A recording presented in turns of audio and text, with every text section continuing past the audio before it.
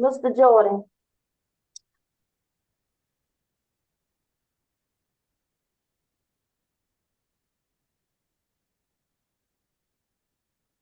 Miss Bridgewater, you on mute. We have like 6 people that are not on the calendar.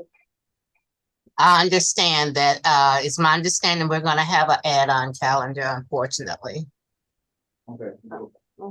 But we're gonna rock and roll with what we have until then. Here's hoping that everyone had a happy Thanksgiving the best they could. Thank you. Same to you. Thank you.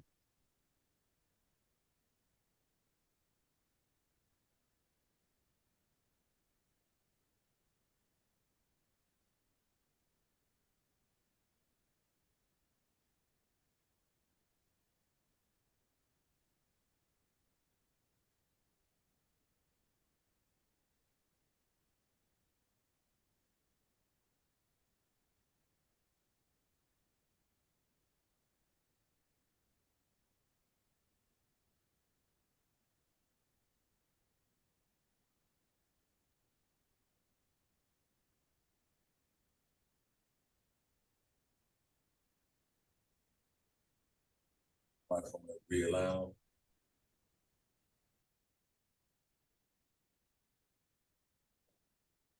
Them all the folks.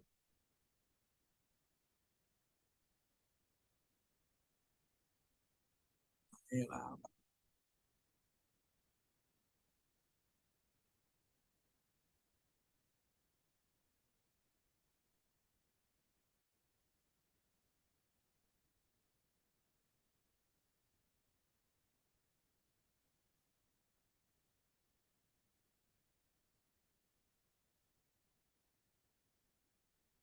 Talk to them. Talk to them. All right. I'm doing that, but you talking about that.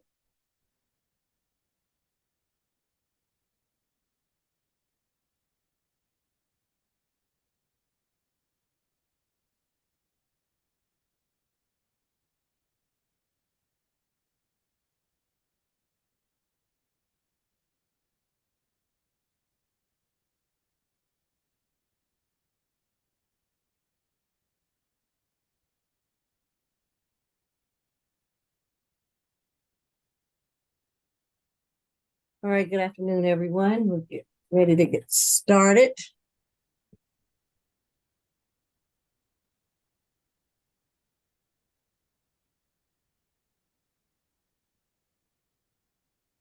All right, ladies and gentlemen, good afternoon. This is our Fulton County State Court Expedited Accusations calendar. I am Judge Regina Mincy, and we're going to begin this calendar for cases that have recently been arrested and charged with certain misdemeanor offenses. Soon after their arrest, the Fulton County Solicitor General's office has already accused these cases of the offenses brought against them, and the cases have been bound over to the Fulton County State Court. This will usually be the defendant's initial appearance before a state court judge, so we are able to handle matters such as bond, possible arraignment, and a possible plea offer if one has been made by the state at this juncture.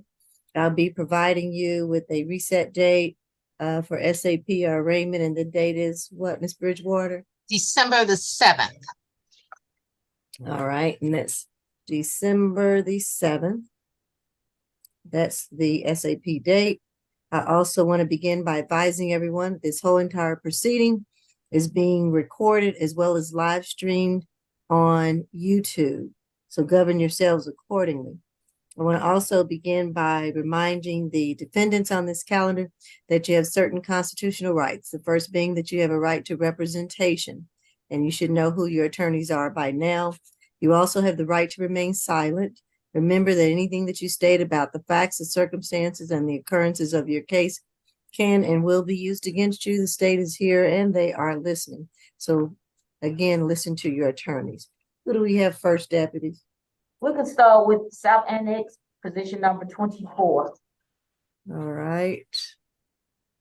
Your Honor, this is the one that I texted about. I did not have a chance to interview him yet, so I'll be happy to interview him. I spoke with his mother, who is willing to co-sign for him, who is 17 years old. All right. So that's Williams, and you need to go on a breakout or go interview him real quick. Yes, Your Honor. Can we make that happen yet, or do we need to wait?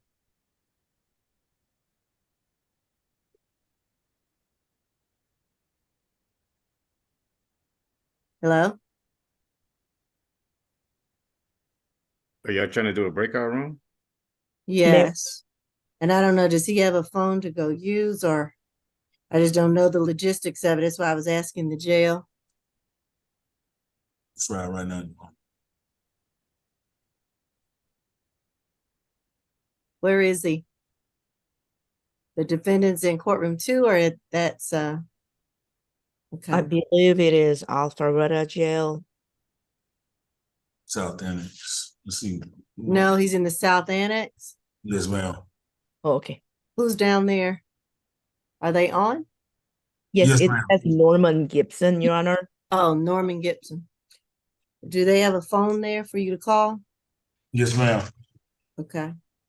Can you put the number in the chat, or? Okay, do it right now, young. Thank you. Yes, ma'am. Because PD Kim is getting ready to call there. Thank you, Your Honor. Mhm.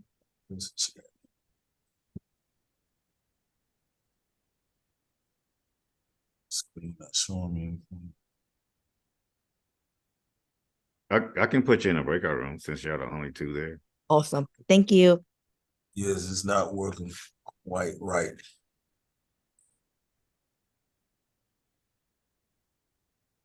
Chat. We don't have to chat either. I was just trying so that you wouldn't have to announce the number to everybody.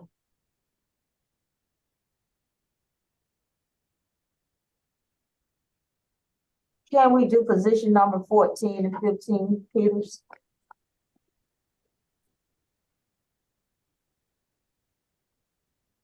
Okay.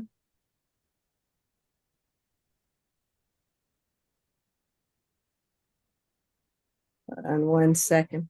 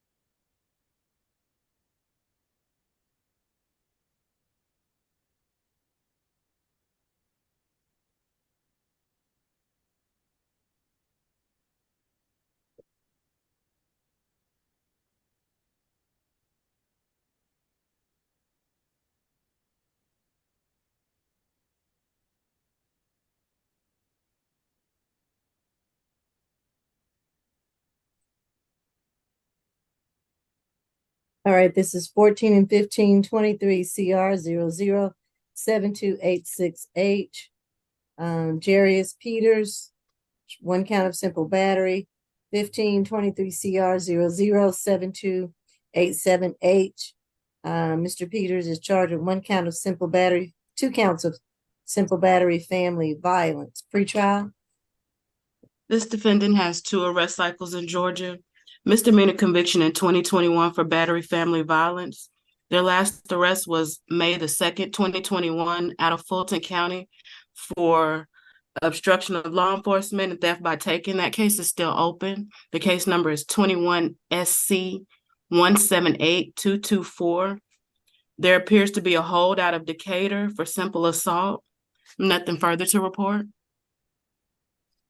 All right, give me that number of the open case again. I'm sorry. 21 SC 178224. All right. Your Honor, I'm just looking at one last thing because he also has an open case, and I'm just trying to see if it's the same victim. Okay.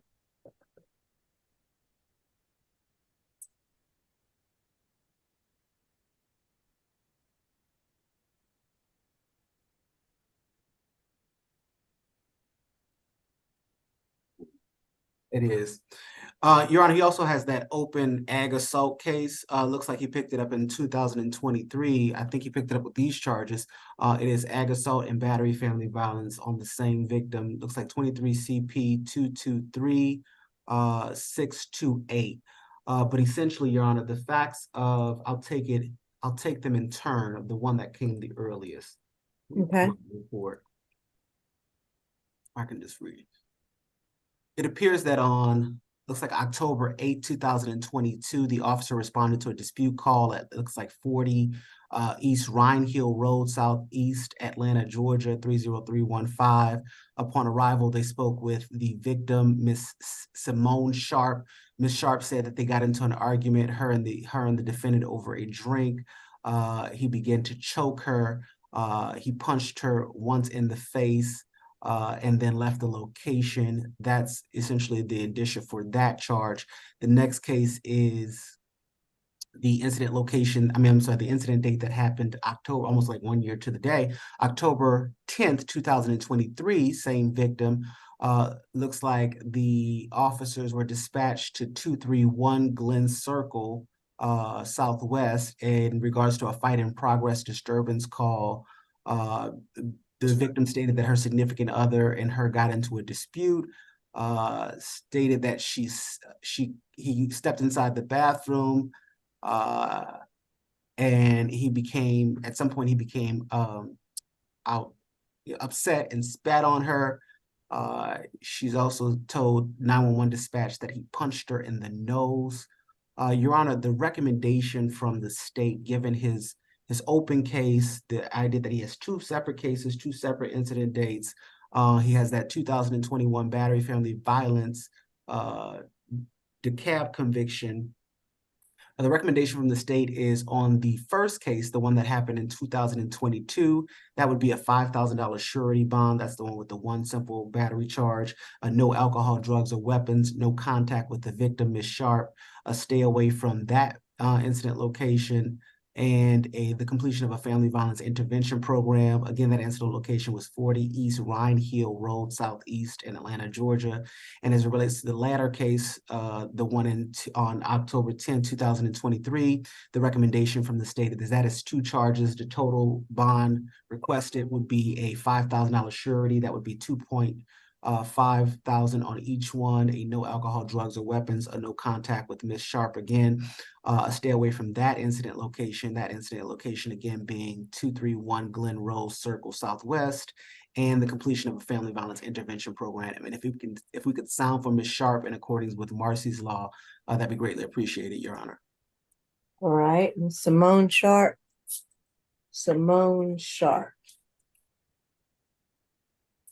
Don't see anybody on by that. Is this your case, PD, right? Yes, Your Honor. I have a question, however, for the prosecutor. I believe Uh-huh. he mentioned that on the 2023 case, there was an aggravated assault that he was also charged with. Is that correct? That is correct. There are aggravated assault warrants and battery family violence warrants. I just closed it out. I can reopen it if you'd like me to read you the indicia for that. I just want to know why they're separate and they're not together. If he was arrested for They ag may or may assault. not be separate incident dates. Let me look in the system and just make sure. Okay, If that they're I would separate really incident appreciate dates, that. that would make sense. Because I know the two cases that we have today are two separate incident dates, almost a year apart. But Yes. let me see. But if he also has a felony ag assault of the same date, They are actually separate incident dates, right? So just Okay. to create the timeline, it appears that the first case that we're dealing with here today happened on October 8th, 2022. The second Yep. case, October 10th, 2023. The aggravated assault, battery, family violence, criminal trespass, damage to property, it is 6/24/2023. So that would have come in between the two 6/24. cases. Yeah. Mhm. Yes, Your Honor. I Okay. understand that. Thank you so much, Mr. Brandon Pierre. My understanding from this case is that Mr. Peters was actually arrested under these charges after he was shot last Sunday. He was shot in the back of his legs. That's why he is currently in a wheelchair. He was in the hospital, and then right after the hospital, he was released right back to the jail. He is in a very vulnerable medical state. He also has a hold, if I heard that correctly, out of Decatur. So he is going to be in custody for a while. It sounds like he also has a felony case that he would have to post bond out of. So my ask for today is a $10,000 signature bond, so that he is able to resolve all of those different things, but it's also in balance with his current medical state, Your Honor. Okay. And this condition, you said he was shot a week ago, last Sunday? Yes, Your Honor. He was shot behind his kneecaps. Okay. And in a state, were you aware? We were not aware of that fact, Your Honor. I think they may be separate from these two charges. Two cases, better yet. Mm-hmm. Yeah, it absolutely is. I wouldn't have thought. Okay, it's not related. Okay. No. Okay. He was a victim of a robbery.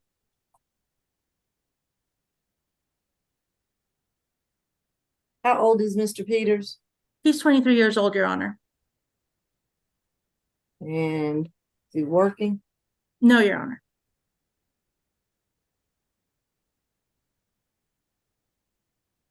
And is he from Georgia? Yes, Your Honor, he is.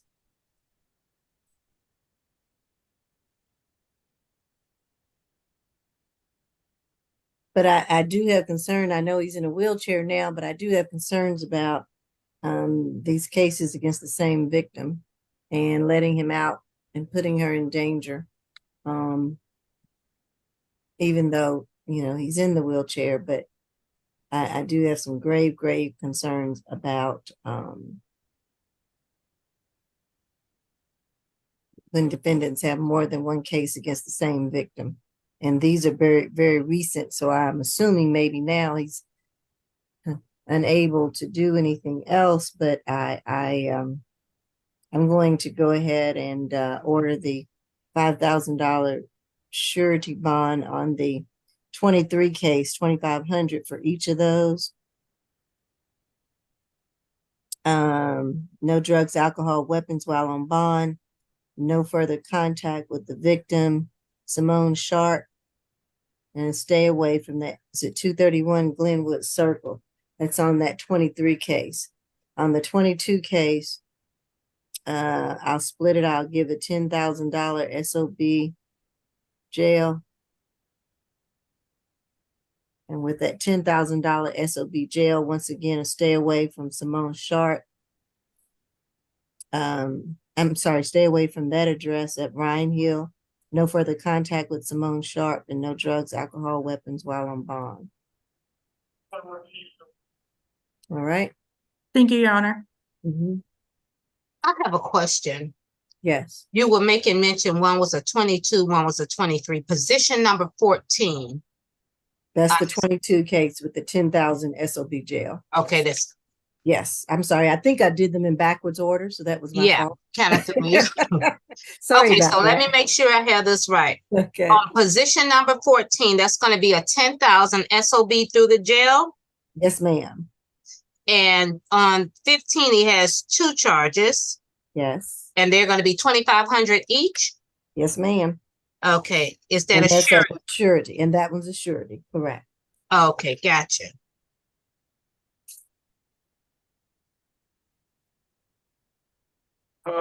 Position number 24 is stop and it's 24, okay.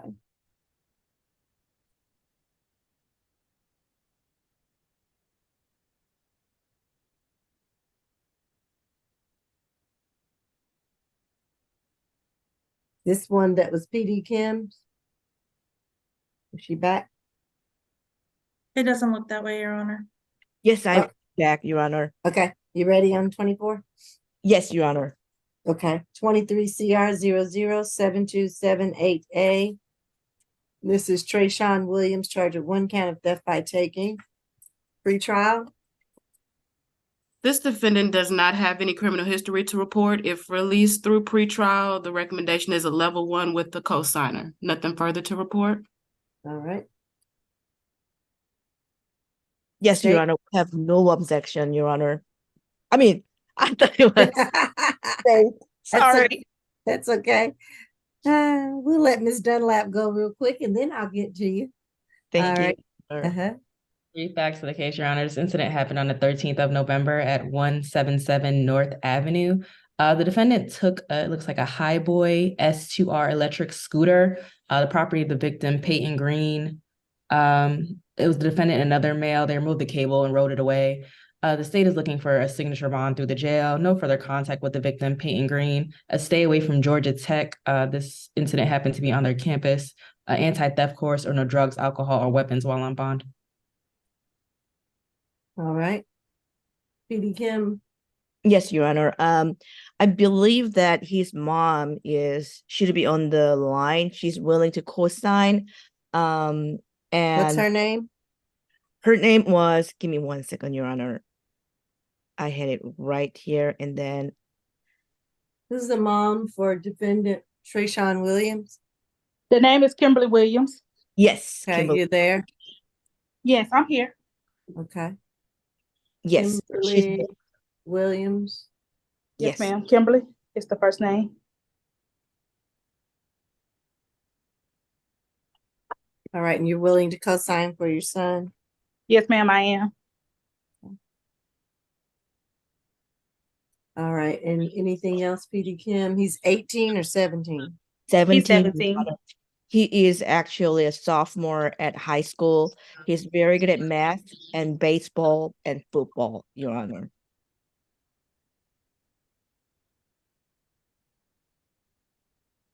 All right, since the recommendation is SOB jail, I will Yes. give him a $2,000 signature bond through the jail. Yes, ma'am.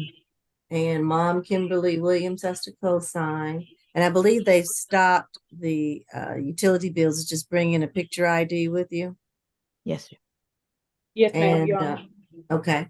And also for Mr. Trayshawn Williams, he is to stay away from the Georgia Tech campus. I know that's a pretty vast space, but in a significant part of downtown, but he needs to stay away from that campus and not go there.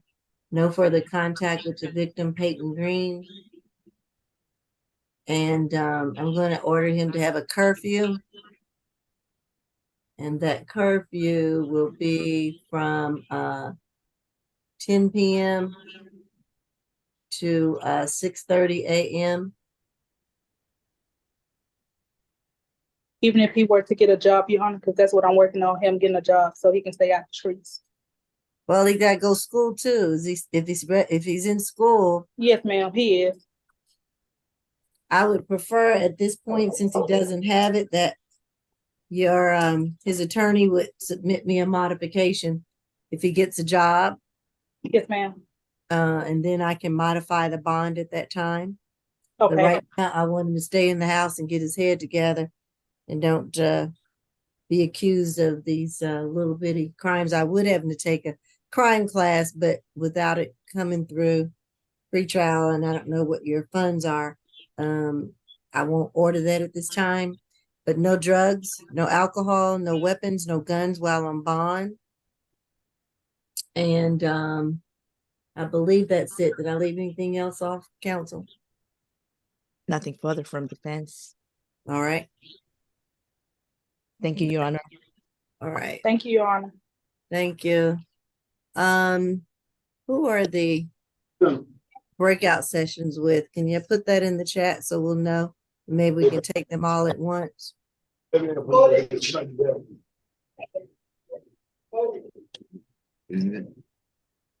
right, Judge, can we do O'Neal next? Which That's- one? Position number 13, O'Neill. Okay. Your Honor, this is the one that I requested for MH breakout.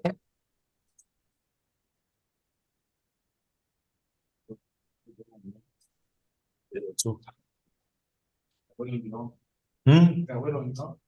Yeah, what's that you going on? All right, this is Mr. Stephen Moore.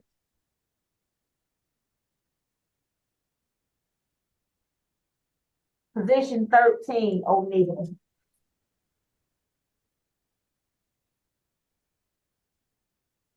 And that's the one PD Kim needs a breakout for, correct? Yes, Your Honor.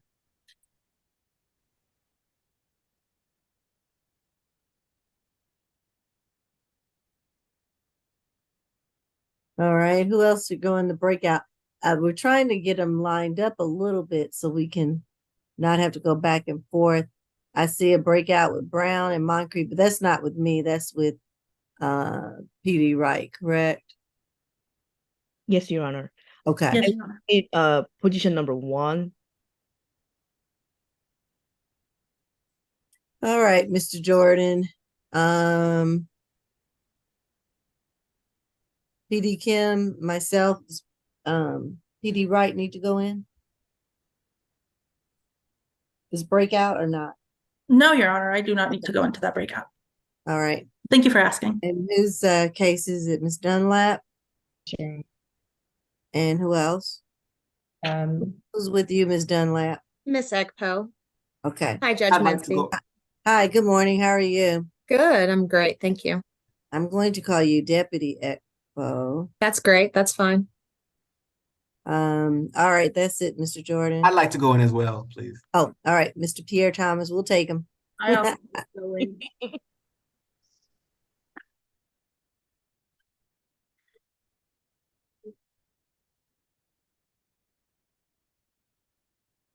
I need to go on a breakout.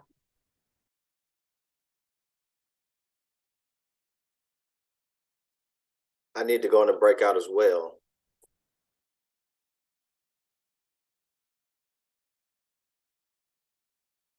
Are you trying to speak with your client? Well, I thought I was speaking with an attorney at the ADA. I just need to figure out what's going on. I haven't heard a calendar or anything. So who's your client? Franklin, number 10. Franklin? I'll send you the calendar and I'll send you the documents for that case.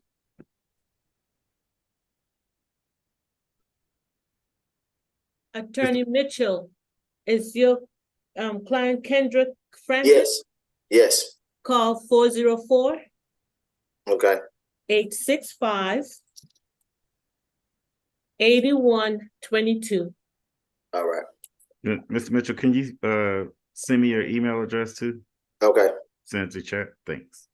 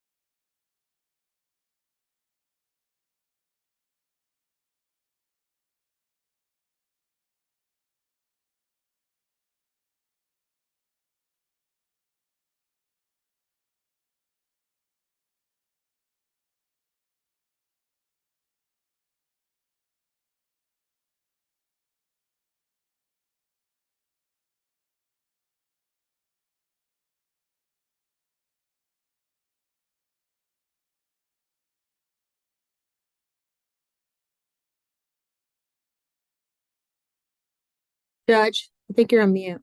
Somebody on mute?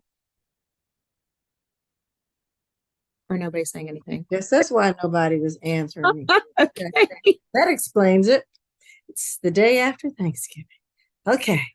All right. We have it's Jarvis O'Neill? That's the jail court's iPhone. Yes, ma'am.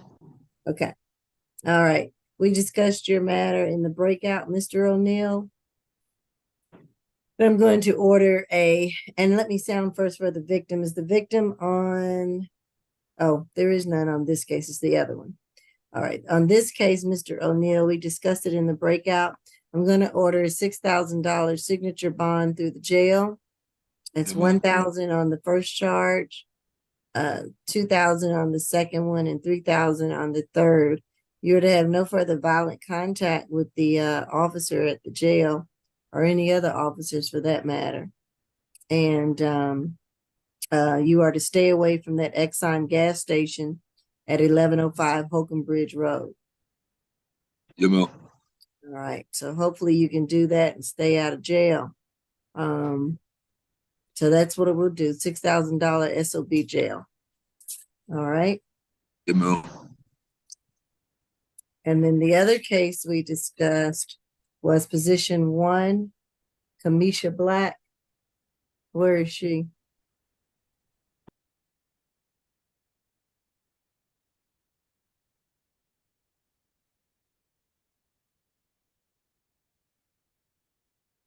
All right, this is 23 CR 007265Y. Kamisha Black, charge of 1 count of theft by taking. Is the victim in this case on the line? And I did not get the name. Patricia Hill, Your Honor. Patricia Hill. Mm-hmm. Okay. Miss Hill on the line? Nope. All right. So we talked about, and I heard evidence in your case, Miss Black, while we were in the breakout. And I'm going to order a $1,000 signature bond through the jail. And I'm going to order you to have no further contact with the victim, Miss Patricia Hill. No drugs, alcohol, weapons, or guns. And that goes for every case while you're on bond. All right? Okay. And that will conclude your matter, Ms. Black.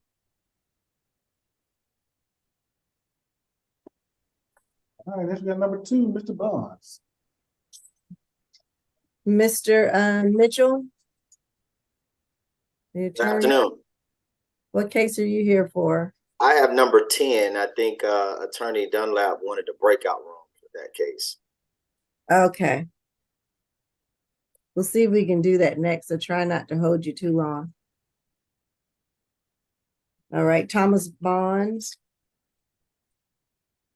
23 CR 007280E. Charged with 1 count of simple battery, family violence, 2 counts of hindering a person making an emergency call. Pre-trial. This defendant has 1 arrest cycle in Georgia. Their last arrest was February 23rd, 1995 out of Carrollton for battery. The recommendation from pretrial is a UJR through the jail. Nothing further. All right. State. Thank you, Judge. This incident occurred on October 7th of 2023. Officers were dispatched to 590 Birkdale Drive in Fairburn in reference to a domestic dispute between this defendant and his wife, Ms. Shalantine C.S. Bonds. I apologize for not pronouncing it correctly, who indicated she had been in a physical and verbal altercation with her husband, who had also called the police. She indicated that her husband went through her phone, saw some text messages from a female friend he does not like. He went about destroying her office in the home, destroying some paintings. He then took her cell phone. When she attempted to get her phone back to try and call the police, he would not let her call the police. At some point, their 12-year-old daughter comes down. She hears the commotion between her mother and father. She hears her father punch a hole in the wall. Her mom tells her to call the police. She attempts to make a phone call with her cell phone. her dad then grabs her cell phone in order to prevent her from calling the police. At some point, her mom and dad then go into the garage. She can't hear what's going on in the garage. She tells the police that at some point her father then comes out of the garage. He then has a ripped shirt. He has scratches to his chest, and he still has her phone in his hands. When the police arrive, they speak with the mother, the victim in this case, as well as the defendant, the father in this case. He does admit to what his wife indicates, but also indicated that when they were in the garage, his wife put her hands on him and committed a battery against him. The mother was cited in this case with a citation for battery family violence. They did not arrest her since there were 3 children in the home and there was nobody to take care of the kids. The father, the defendant in this case, was arrested on scene and booked in. State's recommendation is a $3,000 SOR, no further violent contact, and a family violence intervention program. We have spoken with the victim in this case just to kind of get some information as to what she wants. My understanding is that he has not been in the home since this incident occurred a little over a month ago. She says that this is the first time anything like this has happened. She does not mind if there's any contact between her and her husband, and is not in fear of her life. And so we would just be asking for no further violent contact in this instance, Judge. Okay. I, All right. You right? Yeah, no, I don't object. Gotcha. All right. I will order a $3,000 signature bond through the jail, 1,000 on each count. I will order no drugs, alcohol, weapons, or guns while on bond. No further violent contact with the victim in this case. And there wasn't a stay away, correct? No, Your Honor. And my understanding is that the both of them are currently working through couples therapy and trying to move on from it. Okay. All right. Well, that will be it then. Thank you, Your Honor. Mm-hmm. Position number 19 is Stewart.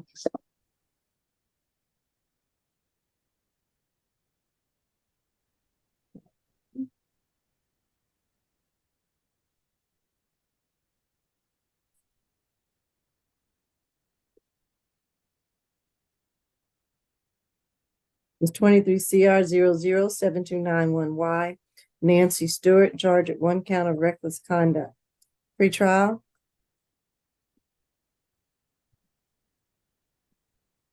This defendant has a total of 4 arrest cycles with arrests out of Georgia and Mississippi.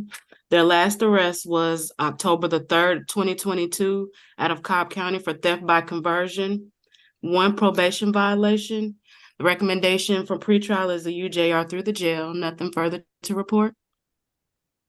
All right, state. Your Honor, the recommendation from the state, one moment, pulling it up. The recommendation from the state is a signature bond through the jail, no alcohol, drugs, or weapons, and for her to abide by any current DFAC directives. Brief facts of the case is that it's alleged that she neglected her juvenile granddaughter. I believe the initials are K and S. It's stated that the child was found up the road, I guess approximately 0.2 miles away from the home at the location of a store.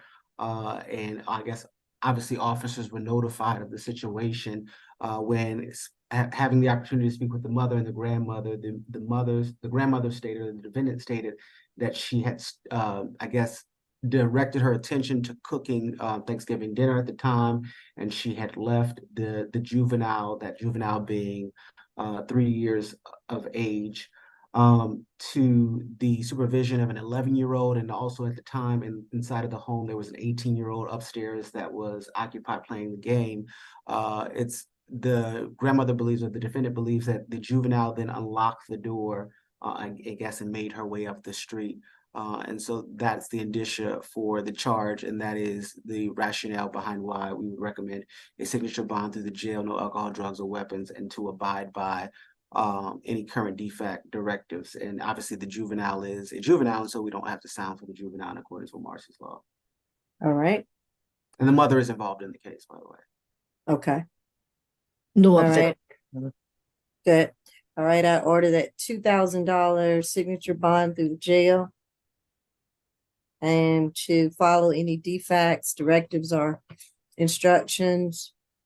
And no further violent contact with the victims or the victim. No drugs, alcohol, weapons, or guns while on bond. And I think that should do it. Thank you, Your Honor. Position 4, Carter.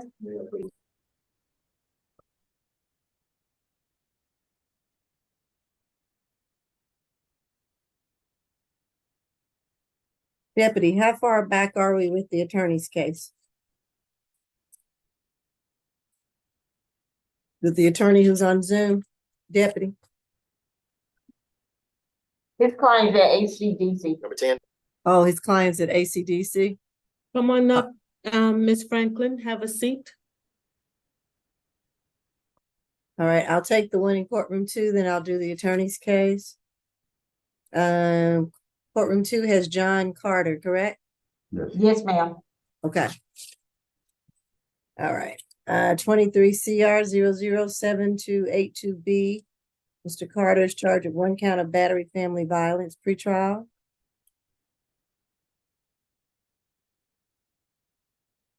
This defendant has 11 arrest cycles in Georgia, misdemeanor conviction in 1999 for simple assault, 2009 simple battery family violence. Their last arrest was October the 21st, 2013 out of Gwinnett for a DUI. They have 1 probation violation, and the recommendation from pretrial is a UJR level 2. Nothing. Okay. Your Honor, Right. just to give the court the posture of where we're at with bond in this case, it appears that he's on a $10,000 bond for count 1 battery, and the state has added a second count of battery family violence, and there needs to be a bond set for that. But the facts of the case is that on November 23rd, 2023, the officer was dispatched to a location with a weapon based on a weapons call, that location being 855 Oak Street Northwest in Fulton County. The officer spoke with the victim, who stated that the defendant physically assaulted her. She stated that the defendant picked up a chair and began to strike her twice in the chest with it. She also stated that the defendant pushed her into her bedroom and pinned her down and started to punch her multiple times in the stomach and body.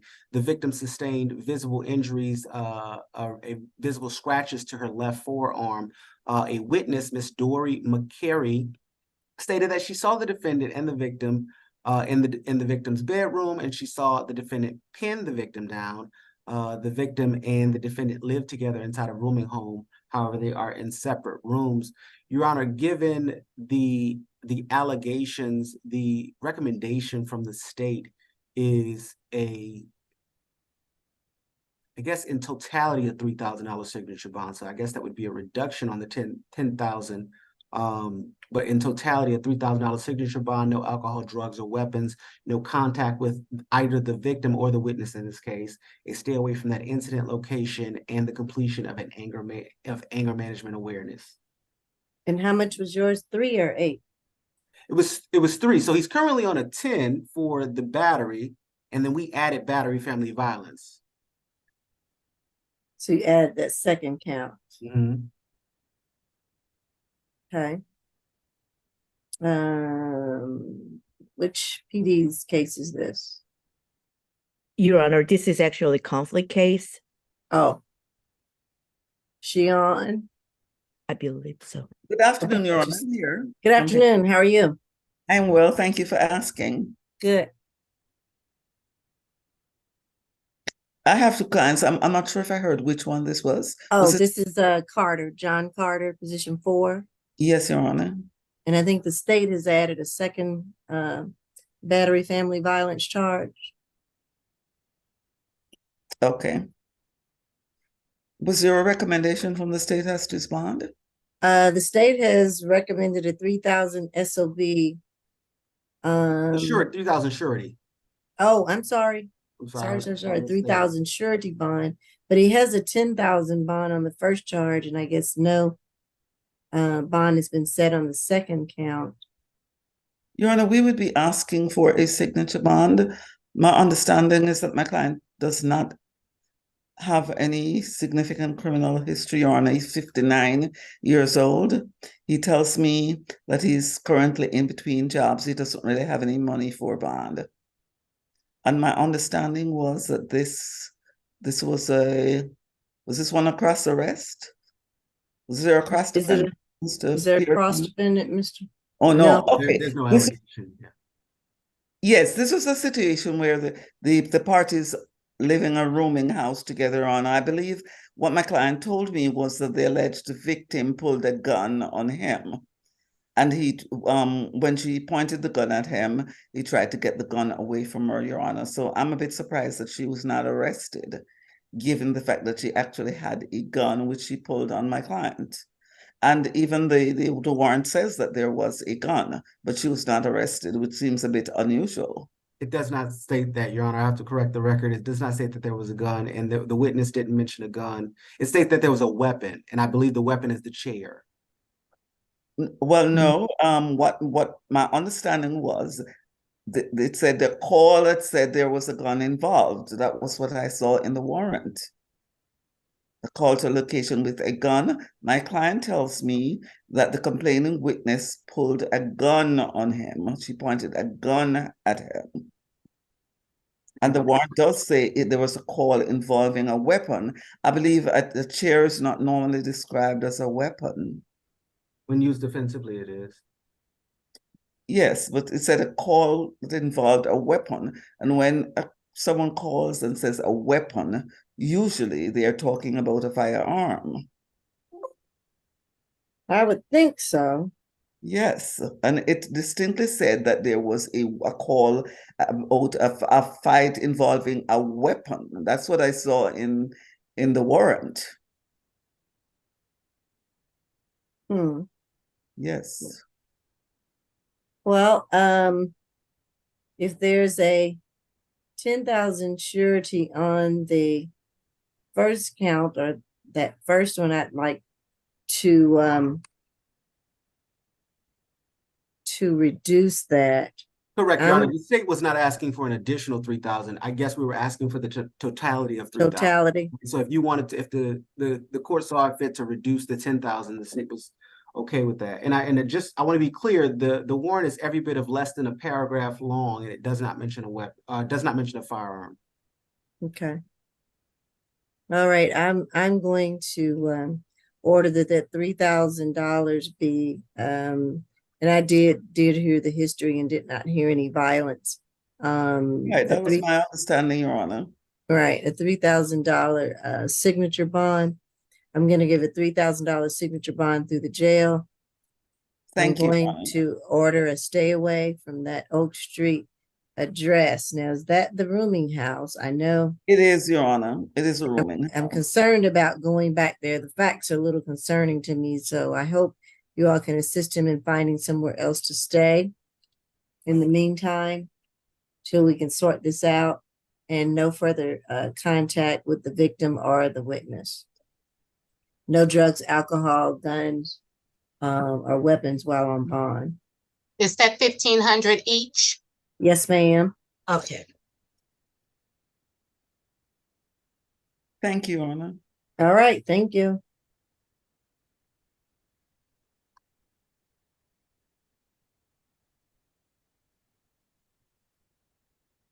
All right, and we are back to position. Apologies, Your Honor. Did we sound for the victim in that case? Oh, let me sound. Ciera, Cierra, L-O, last name Lollar, Lollar. Our office has not been able to get in contact with them, but I just want to make sure we give them the opportunity. Yeah, I see a few that not for sure who's JSY. All right. We will move on. Position is at 10. Kendra, is it Kendra Franklin? Is that your client, Mr. Mitchell? Yes, Your Honor. That's Ms. Franklin before me in ACDC. Yes. All right, we're supposed to be still going to a breakout. I don't know if that's necessary. I don't think Okay, that's necessary. and she's charged in 23 CR 007268B, one count of theft by shoplifting, pretrial. You have anything? This defendant has 14 arrest cycles. I didn't hear Felony that again. conviction in 2020. Hold on. There's 14 arrest cycles. Okay. Felony conviction in 2023 for theft by shoplifting. Misdemeanor conviction in 2019 and 2023 for theft by shoplifting, also giving false name, address, date of birth to law enforcement. They appear to be on probation out of Cobb for theft by shoplifting, and Douglas, theft by deception. They have 2 open cases in Fulton for theft by shoplifting. Those case numbers are 19 SC 169430 and 20 SC 175247. 1 FTA and violation. Nothing further to report. All right. State. Thank you, Your Honor. The incident here stems from the 22nd of July, 2023, happened at 7671 North Point Parkway in Alpharetta at Rack Room Shoes. The defendant went into the store. She stole a pair of Nikes, a pair of Birkenstocks, and a pair of Crocs, totaling around $199. Given her history, the state is asking for a $2,000 surety bond, a stay away from Rack Room Shoes, an anti-theft course, and no drugs, alcohol, or weapons while on bond. All right. Mr. Mitchell. Your Honor, I did speak with the state. We have no objection. All right, to the $2,000 surety bond. Yes. All right, I will order that 2,000 surety bond. Stay away from the North Point Mall Rack Room Shoes. Well, that may or may not be in the mall. I better not go that far. It's just a Rack Room Shoes. As that location, I don't know if it's inside the mall or outside the mall. It's 7671 North Point Parkway. Mm-hmm. I don't know what that is. I'm double checking, Your Honor, to make sure it's not a mall. Okay. Listed. Yeah, because I may say stay away from the whole mall or just the Rack Room Shoes if it's outside of the mall. Let's see what they find out. Or if we can tell. It looks like it does have it pinned as North Point Wall, but it also has it as a super. No, I don't think it's the mall. It looks like it's a standalone location. Standalone location, but near there. Okay. All right. We'll just say stay away from the incident location, the Rack Room Shoes. Do not go back there. No drugs, alcohol, weapons, or guns while on bond. I'm not going to order the anti-theft class at the moment. I don't know if Ms. Franklin is working or is able to pay for that or not. Okay. Is she, Mr. Mitchell? Not at the moment, Your Honor. Okay. All right. I won't order that. So 2,000 surety. Thank you, Your Honor. All right. You're welcome. Thank you. All right. That concludes my business. May I be excused? Yes, you may. Thank you. All right. Y'all have a good one. You too. Position number 17, Rils. Okay.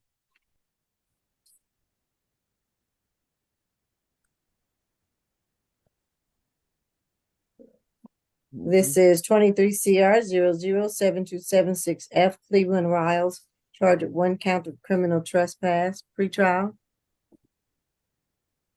This defendant does not have any history to report at this time. Recommended for UJR through the jail. All right.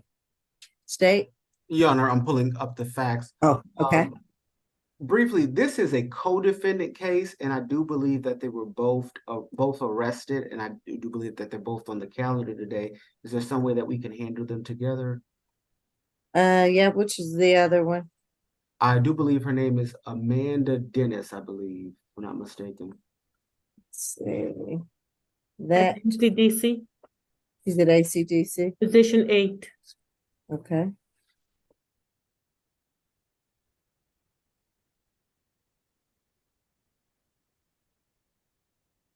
All right. 8 and 17. Okay. Okay.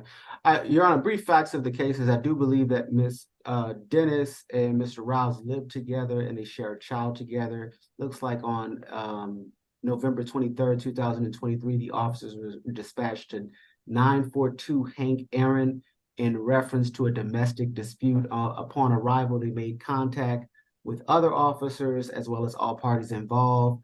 The male identified as Mr. Cleveland Rouse and the female identified as Miss Amanda Dennis stated that there was essentially a verbal dispute that took place earlier that day.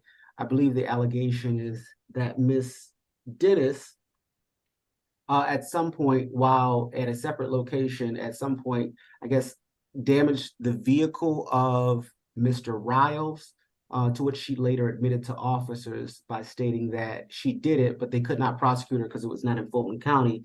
I believe that once he got home and he saw, the allegation is that once he got home and he became aware of this, he got angry and upset, and I guess decided to do the same type of damage to her vehicle.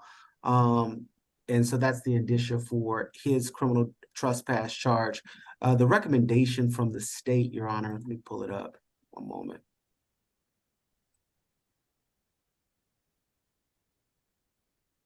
Recommendation from the state is actually a signature bond through the jail. This is his first arrest, as we've heard. No alcohol, drugs, or weapons. No contact with the cross defendant in this case. We have an anger management course, and we're not going to, given the facts of the case, we're not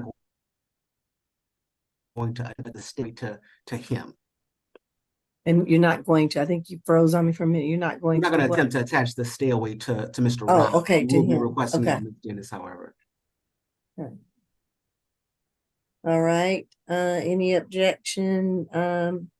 Is this No Mr. objection Cloud? to, yes, it is, Your Honor. Mhm. No objection to the signature bond. We do object to the no further contact, Your Honor. The parties share a 7-year-old. That's my understanding.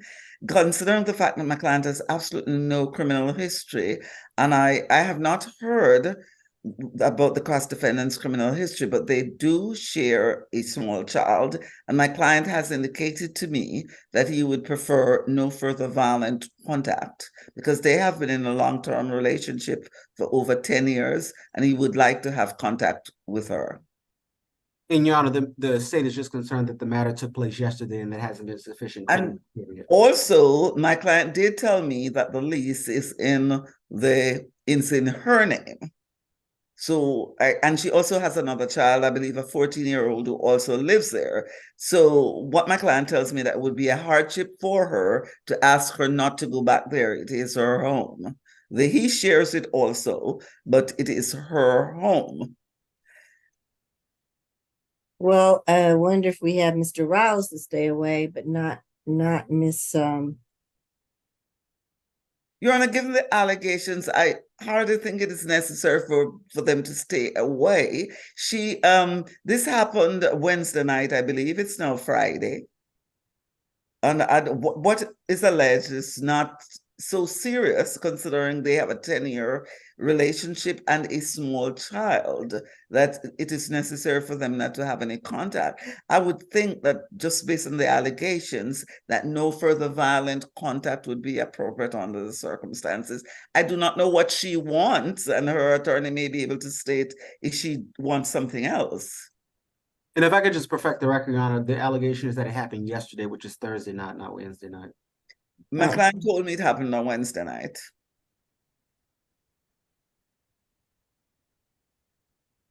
Thursday and morning. not Thanksgiving night. Thursday Not morning. Thanksgiving night, Your Honor, but the night before Thanksgiving. And if we believe, though, further violent contact is best, they do share a child, and this is my concern. So let me hear this. Let me pretrial hear Miss Dennis's history, if any, 23 CR 007281F. She's charged with 1 count of battery family violence. Okay, that defendant has 5 arrest cycles in Georgia, a misdemeanor conviction in 2016 for forgery where they received first offender treatment, and it was sealed in 2017. Their last arrest was January 26, 2015 out of DeKalb for an FTA. And that, nothing further to report. The recommendation from pretrial is a level 1 UJR. Okay.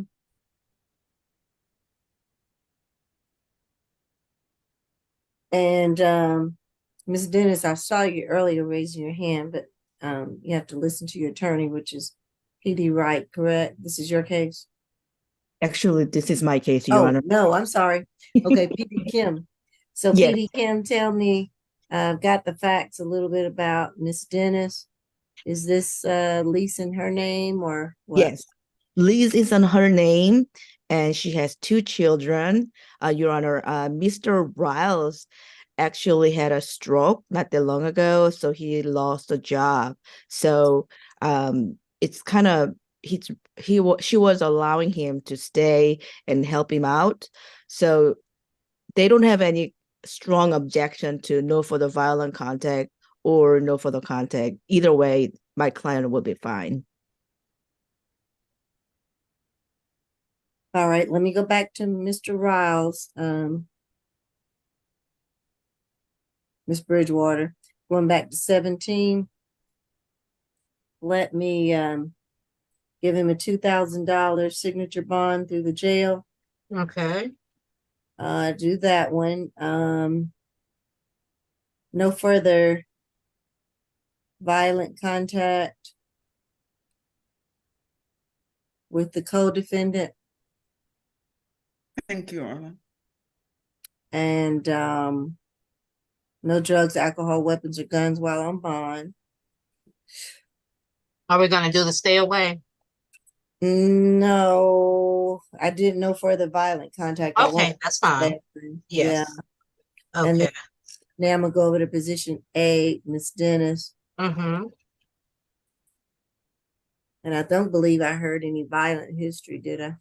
No history. No. And if it may help, Your Honor, if the state could just put the recommendation on the record, but the recommendation from the state was a signature bond through the pretrial services, no alcohol, drugs, or weapons, the no contact, the stay away, and the completion of family violence intervention program. Mm-hmm. And is Miss Dennis working? Yes, she's actually working as a nurse at Monre Care. She also has a bachelor's degree that she's getting. All right, I'm going to give her a $3,000 signature bond. And with that signature bond, I'm going to give that through the jail as well. And no further violent contact with the co-defendant, Mr. Riles. No drugs, alcohol, weapons, or guns while on bond. Thank you. Okay. All righty. Position That concludes my business before the court today. May I be excused? Yes, you can leave us. Thank you, Your Honor. You're welcome. Position number 9. 9, okay. Is this a breakout? Yes, this was a breakout, Your Honor. Yes, Your Honor. All right, let's hear pretrial, the criminal history first, 23 CR 00727G. This defendant has 4 arrest cycles in Georgia, misdemeanor conviction in 2018 for simple battery family violence. The last arrest was August 22nd of 2023 out of Johns Creek for criminal trespass. The recommendation from pretrial is a UJR level 3. Nothing further to report. All right. We'll put us in a breakout. Mr. Jordan, looks like with Ms. Dunlap, ECPO, Deputy ECPO, PD Kim, and Your Honor, his father is present on the chat, and I believe he probably wants to be in there too. Yes, please. okay. All right, and Mr. is it Farage? Right. Yes. Okay.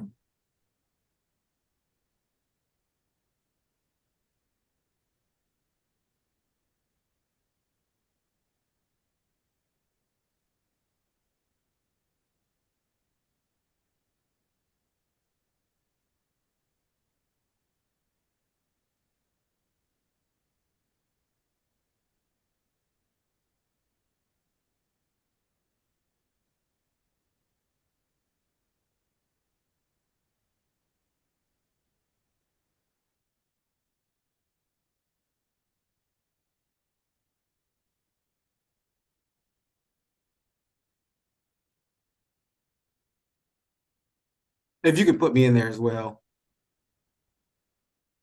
Yeah, can I be put in there as well, please?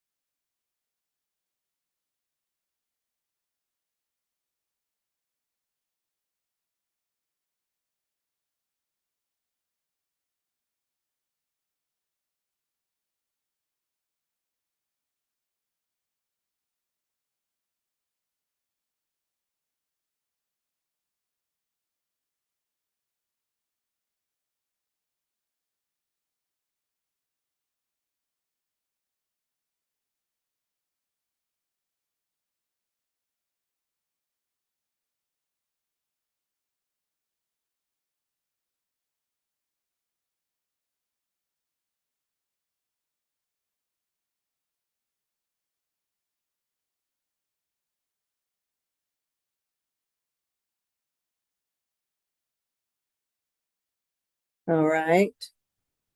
We still have Felipe. I think we do. Okay. All right, Mr. Farage. I know I'm mispronouncing it. Can you hear me? Yes, you're pronouncing it correct. Farage, okay. Farage, yes. Farage. All right, this is 23 CR 007267G. Mr. Farage, you're charged with 1 count of simple assault, family violence. We discussed your case in the breakout. So I'm going to order a $3,000 signature bond through the jail, but you will only be released to your dad.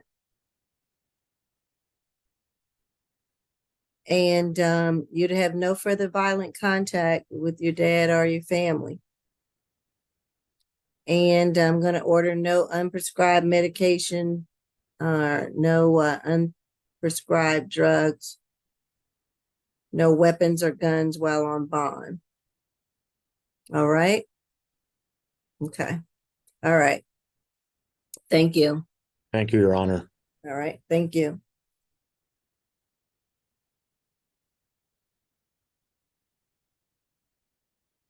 Number 3, Brown.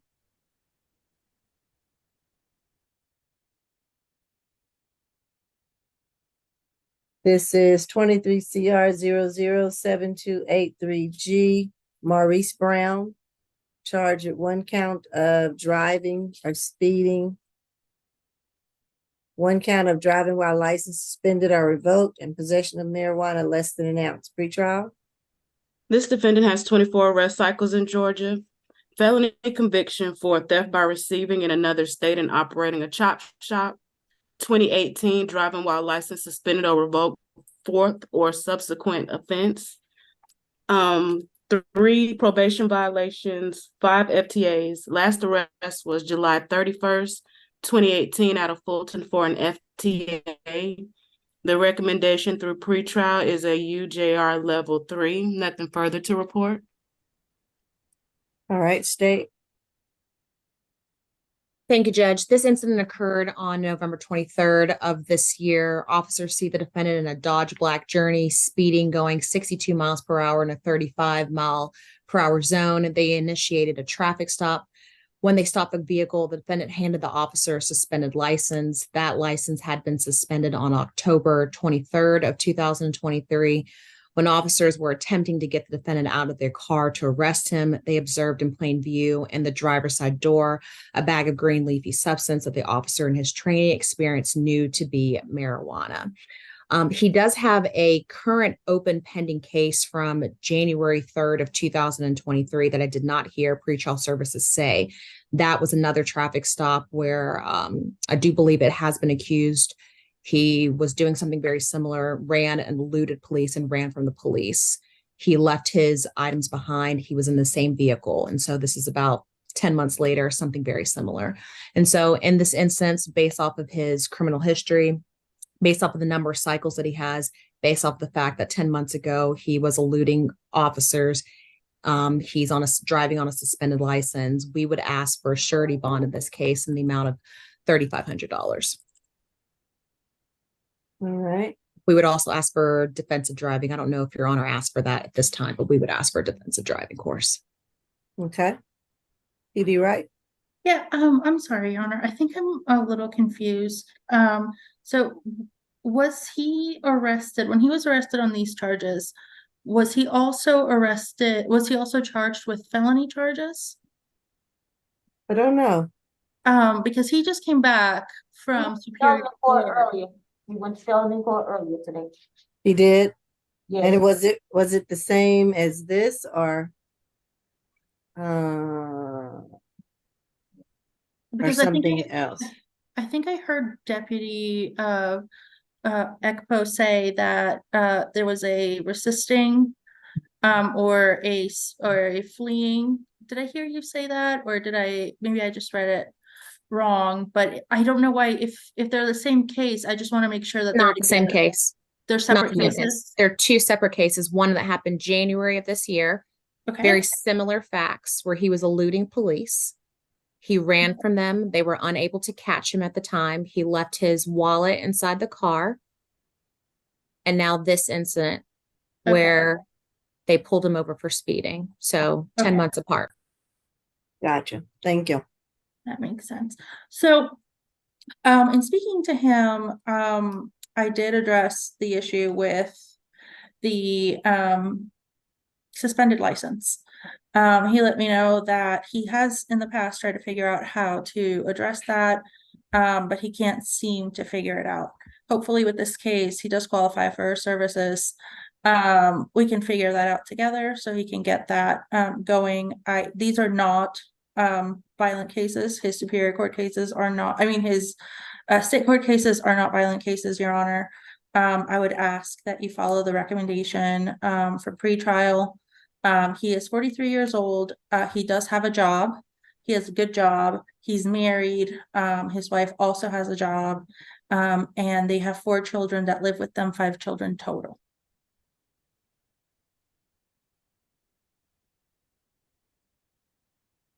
All right. I will order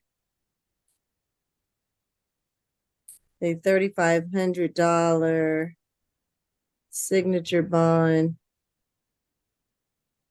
through the jail. I'm going to, let's see, I'll break that down, Miss Bridgewater. On the speeding, I'll make that 2,000, and then that's 1,500. 750 on the license suspension, 750 on the marijuana. That's 3,500. I believe. No, how much is that? Yes, I think That is correct. that's correct. I did the Uh-huh. math. Okay, so that's what I'll do. And 3,500 SOB jail. No driving unless he has a valid driver's license through DDS. No drugs, alcohol, weapons, or guns while on bond. And that's it. Thank you, Your Honor. Thank you. 5 and 6, Cox.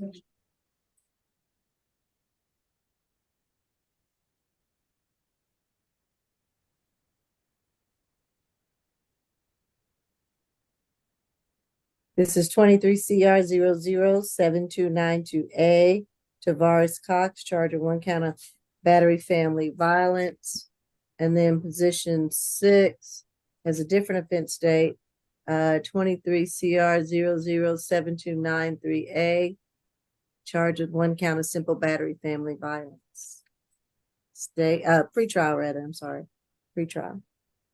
This defendant has 9 arrest cycles in Georgia, felony conviction in 2018 for entering auto, theft by 10, possession of cocaine with intent. They received first offender treatment and it was sealed in 2023. They have an open case in Fulton 23 SC 189410, possession of tools for the commission of a crime. They appear to be on probation. That case number is 18 SC 158873. The last arrest was September 20th, 2022 out of Fulton County for a probation violation. The they are not no recommendation from pretrial as they are on probation. Nothing further to report. All right. All right, Your Honor, I'll give the facts of the first case and then the second case. That first case is the case where he's charged with the simple battery family violence. Looks like on 7/11/2023, the officer was dispatched to the location of 483 Lucky Street Northwest, apartment 201, in reference to a domestic dispute. The victim stated that her baby's father, the defendant, got angry because she broke up with him and that she became irate and began destroying the apartment. He threw a glass candle towards her direction and he displayed a firearm. There was a bullet on the front of the door. The furniture looked tossed around when the officers arrived, and there were holes in the walls around the apartment. The victim stated that the defendant struck her on the side of her face. However, the officers did not see any visible injuries left. Cedric Reeves, who is the victim's father, observed the incident. Mr. Reeves' walker was also damaged during the defendant's tantrum. The victim stated that the defendant took her 1-year-old initials T and O and left on foot. The homicide unit actually had to get involved and made contact with the defendant via telephone. The defendant agreed to give custody back of the child and I guess bring the child to a local Taco Bell. The victim advised that she also had a text message from the defendant where he threatened to shoot her in the past. Our office has been able to get in contact with the victim in this case. She states that they're not in a relationship. They do not live together. They do, however, share that child. The incident location is the victim's residence. She confirmed the statements in the warrant. She also confirmed that she's the victim on another case that should essentially be an open case, but for whatever reason, it's just the warrants, and I guess they have to attach. But that case is 2023 ag assault and battery family violence, where she is that victim. In addition to her being that victim, the defendant's own sister is actually the victim. And the allegation there is, although he only brandished a firearm in this case, he actually shot the firearm at the victim in this case and his own sister, and they said they had to duck to avoid being shot. Given the presence of the firearm, and let me just say, the victim in this case is Miss Jacqueline O'Neill. If we can sound for her at the conclusion, because she's actually the victim on both cases. But the recommendation on this case is, given the presence of the firearm, we recommend, and I'd also like to point out that the DA's office has accepted the case, and so we are in the process of transferring it because he has that underlying battery family violence that he was convicted for on January of this year. Looks like 22 CR 00639-1A, and he was given 12 months probation, to which he obviously violated. Given the presence of the firearm in this case, Your Honor, the recommendation from the state is a $10,000 surety bond, no alcohol, drugs, or weapons, no contact with the victim, a stay away from that incident location, which is that lucky location and the location of the next case, and the completion of a family violence intervention program, Your Honor. The next case, the facts of that case, it looks like on 9/24 of this year, the officers were dispatched to the incident location regarding a fight in progress, same incident location. Victim stated that the defendant showed up to her apartment, became hostile. She advised that he became outraged because she was on the phone with another male. She stated that he started spraying a fire extinguisher around the residence. She also advised that he became combative and started yelling profanities and threatening people inside of the home. She stated that he struck her in the face with a closed fist, causing visible red bruise to the left side of her chin. Again, our office has been able to get in contact with her. She does not wish to have any contact whatsoever. She wants to stay away from her residence, and she stated that she does not even feel comfortable with the third-party transfer of the child, given the facts of everything. But if we could still sound for her in accordance with Marcy's law at the conclusion, that'd be greatly appreciated. But the recommendation on this case, Your Honor, is going to be a $7,500 surety bond, $1,000 surety bond, no alcohol, drugs, or weapons, no contact, stay away from the incident location, and the completion of a family violence intervention program. Nothing further from the state to add at this time, Your Honor. All right. I'll go back to position 5, Ms. Bridgewater. And in that case. And if I could just correct something, oh, we have gotten confirmation that the battery family violence has been accepted by the DA's office. We're still waiting to hear on the other case. All right, so on this one. I'm sorry, Your Honor. I'm a bit confused. I'm sorry, I should give you a chance. No. Go ahead, PD Wright, I apologize. No worries, Your Honor. So the battery family violence, we are no longer hearing because it was accepted by the DA's office. Is that correct? We accused, and first appearance has already happened. Okay. And if I could provide the court with that case that we could not find, but we've actually have the other case that I mentioned that was the warrant was for, but we didn't see it in the system. But now it's 23 CP 223613. That's not this battery. It's a different battery. No. Okay. And so usually sometime I'll go ahead and give it a bond just in case you know, so that it's not hung up somewhere and he's sitting on this. And usually I go ahead and give it a signature bond because he's not going anywhere. Yes, Your Honor. So what I would do, you know, is to agree to a 10,000 signature bond on this one. And then just let it go and then sign the order on the transfer. And just, again, no further contact with the victim and staying away. Yes, Your Honor. So if you have any objection to that. I don't. Okay. And that's for the battery. And then for the simple battery, Mm-hmm. they do have a child together. I did speak to him. He has not legitimized his child. I explained to him what that means and that the court will likely not allow for third party transfers until that's completed. He understands that, and he understands what he needs to do if he wants to change it. He does have a job. He does work for DoorDash. My understanding is that they haven't had any contact since this last incident in August. He does have his dad needs a kidney. He is the kidney donor. So we are asking for a lower bond on the signature for the simple battery. I'd be asking for a $3,000 surety bond on that. Gee, but will he get out to do it? I don't know. With the felony charges, I'm very sympathetic to that. Sometimes we can come up with different ways of doing things considering how well the jail works with Brady. So if that's something that if that's a bridge that we need to cross in the future, I'm sure my team at the public defender's office is more than ready to tackle that. All right.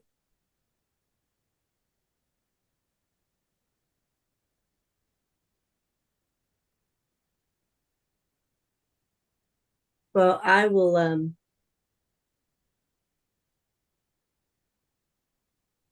give this one on the simple battery, $3,500 surety bond. And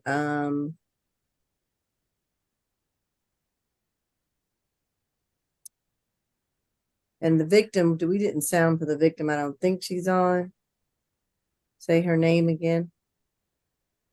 Jacqueline O'Neill. I'm sorry? Jacqueline O'Neill. Yes, Jacqueline O'Neill. I see a JSY. I just don't know who that is.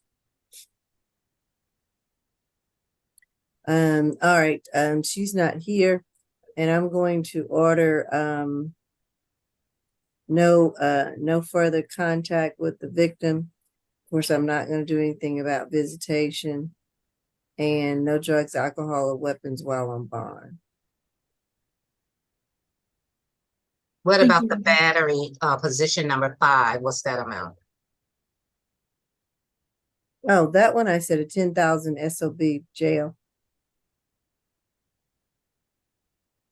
Also, I'm sorry, Your Honor. That transfer order, I need for someone to send me that transfer order.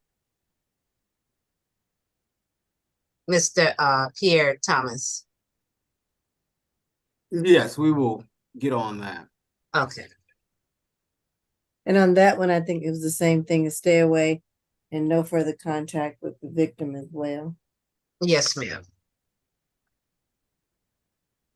And I think that'll do it for Mr. Cox.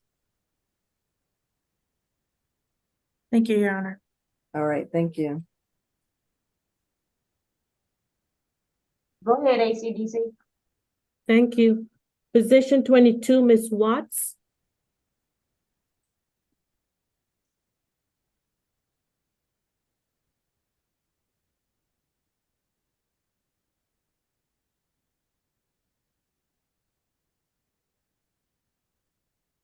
Give me 1 second.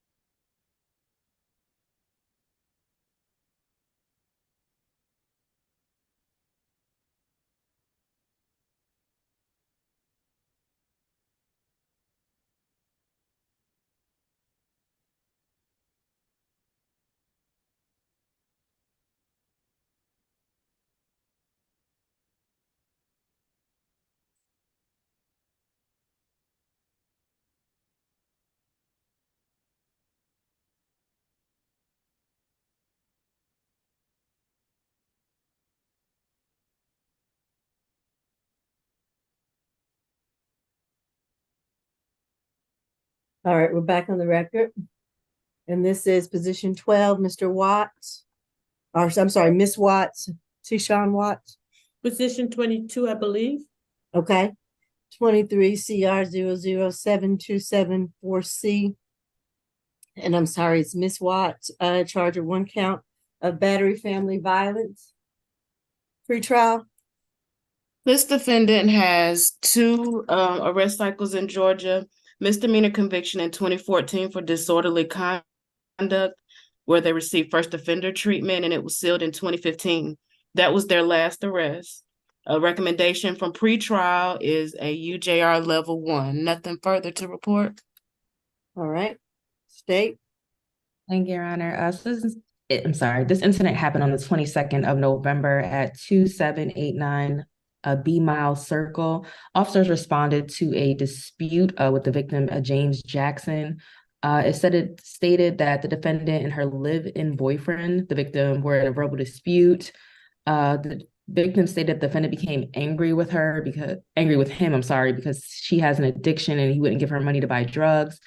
The victim stated the defendant assaulted him by grabbing him and causing several scratches to his right forearm and left fingers. The state is looking for a signature bond through pretrial. No further contact with the victim and James Jackson.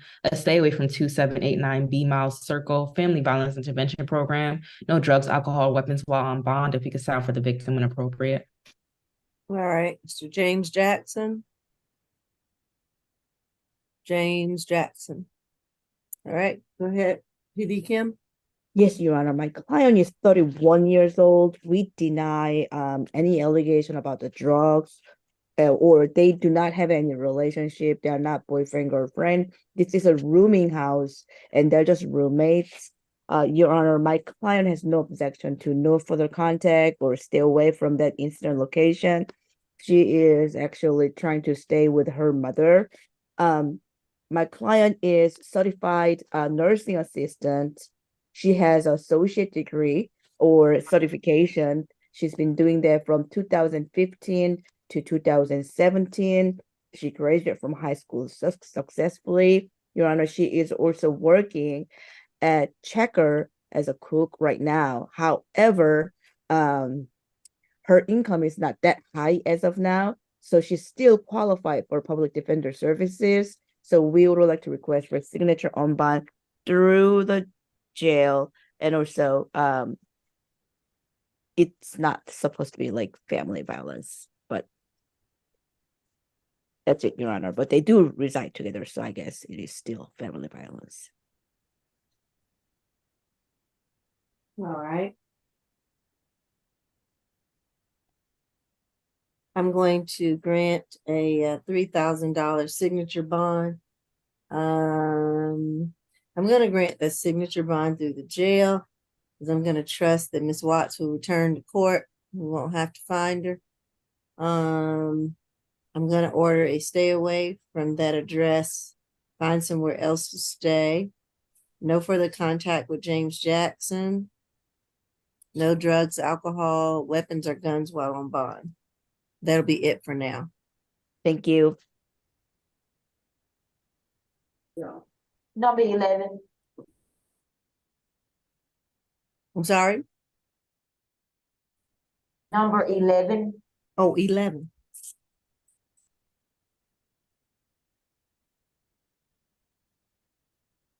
This is 23 CR 007269J. Johnny Moncrief,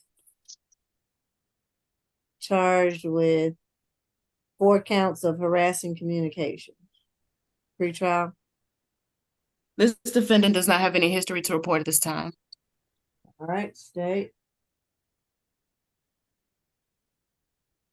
Thank you, Judge. This is an incident where the defendant was terminated from his job at Marksman Security on October 12th, 2023. He returned to the property the next day and was criminally trespassed. He began to call and text and email several employees, 2 people in particular, Casey Stone and B. Hakeem Ali.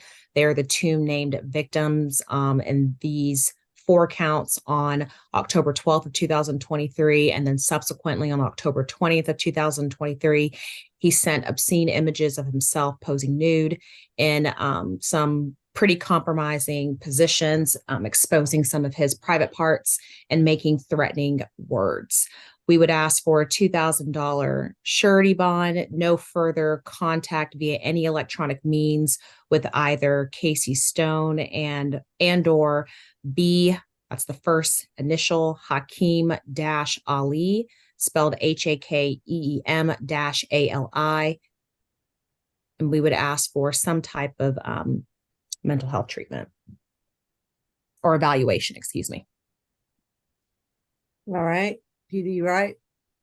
Yes, Your Honor. Mr. Moncrief is currently 22 years old. He has been working for security companies, a security officer since he was 17 years old, for about 5 years now. He began working for this security company and very suddenly was taken off the calendar and given no hours. He was never told that he had been let go. And he's not from Georgia. He's actually from New York. And he was not aware that in Georgia, the employers don't need to tell you a reason to fire you. He wasn't even told that he was fired. So he began texting his managers, asking why it was that he wasn't given any hours. He wasn't understanding. He wasn't being told that he was fired. He was then told that he was fired, but he was also accused of lying, of having an intimate relationship with a manager. And so those pictures that the state mentioned were proof that he was not lying. Mr. Moncrief wants to move on from this.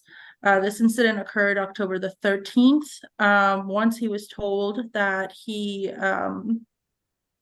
was fired, he did not come back to this company. He has a new job.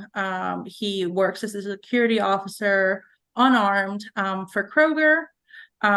He wants to keep his job. He does not have any criminal history, Your Honor. This is not a violent crime. I'm asking that you follow pretrial's recommendation for a signature bond. And Judge, if we can sound for the victims, named victims in this case. Okay. Is it Stone and Hakeem-Ali? Any victims in this matter? All right. I'm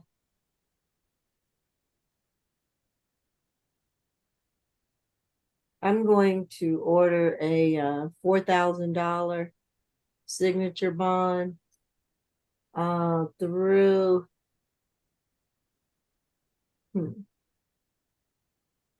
I was thinking about the pretrial so that he could be monitored, but I don't know if that's going to be a hindrance to him working to have to do that unless they allow call-ins. And I'm going to do it through the signature bond for $4,000, $1,000 on each of the charges through pretrial, and ask that I guess he can be level 1. And if he can call in, that would be good, because I'm also ordering that 1-day anger awareness course for him to take. No further contact with the victims, and a stay away from the Markman security location. Thank you. No drugs, alcohol, weapons, or guns while on bond. That should be it. Thank you, Your Honor.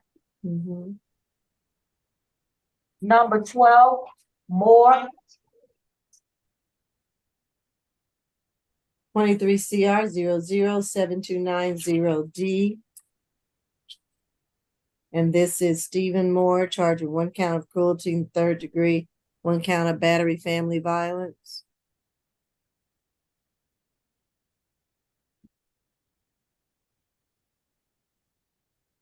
Pretrial. This defendant has 2 arrest cycles in Georgia. Their last arrest was March 28th of 2018 out of Alpharetta for driving without a license. The recommendation from pretrial is a UJR level 1. Nothing further to report. All right, state. One moment while I pull it up, Your Honor. My apologies. Okay.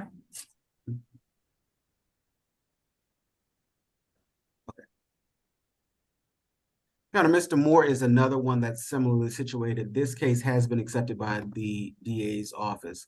The brief facts of the case, Your Honor, is that on November 23rd, 2023, the officers responded to 415, looks like through 3108 Morgan Fall Road, Sandy Springs, Georgia, 30350, in reference to an active domestic dispute where the male was actively striking a female. The victim had multiple streams of blood coming down on the side of her face and neck. When the officer arrived, the victim stated that she had been struck on the left side of her head, causing her left ear to bleed. There were also spots of redness in multiple areas on the victim's face as well. The victim stated that she had removed the belongings of the defendant that lived at the residence, placed them outside of the apartment, and told him to come retrieve his belongings. She stated that upon his arrival to the apartment, he became physically combative towards her. The victim proceeded to show the officer a ring camera video that clearly showed the defendant striking the victim in the head multiple times, and it showed the victim attempting to create distance and attempting to walk away from the defendant.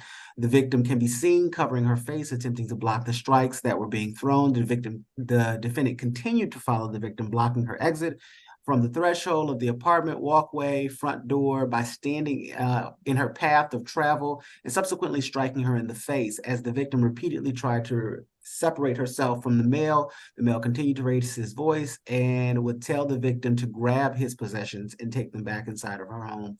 The footage also showed a juvenile, the juvenile son of the victim, exiting the apartment and attempting to place himself between the male and between the male and the defendant and the victim, who was his mother. According to the victim, the juvenile heard the altercation and called 911 himself prior to attempting to physically intervene in the altercation. The defendant then can be seen physically restraining the juvenile male, grabbing him on his arm and telling him that he would physically be violent towards him if he continued to intervene in the altercation. Our office has been able to get in contact with the victim. She advised that her and the defendant were in a relationship, that they lived together at the incident location. They shared 2 children. She confirmed the events in the warrant. She confirmed that this is not the first time that it happened and confirmed that there is a previous case. Victim stated that she only wants contact with the victim for their children, but she is unsure if the defendant will be violent to her again. If they have contact, she stated that the defendant has called her from a jail and agreed to leave the residence. I'm not sure if she's on, but if we could sound for her at the conclusion, that'd be greatly appreciated. But the defendant has a battery family violence conviction out of 2017, from 2017, 19 CR 001315J, same victim involved. But the recommendation from the state is a $7,500 surety bond, no alcohol, drugs, or weapons, no contact with the victim or the juvenile, a stay away from that incident location, and the completion of a family violence intervention program. And the victim in this case, the juvenile's initials are J and D, and the adult victim in this case her name is Erica, Erika Ortiz, Ortiz. If we can sound for her at this time. All right, Erica Ortiz.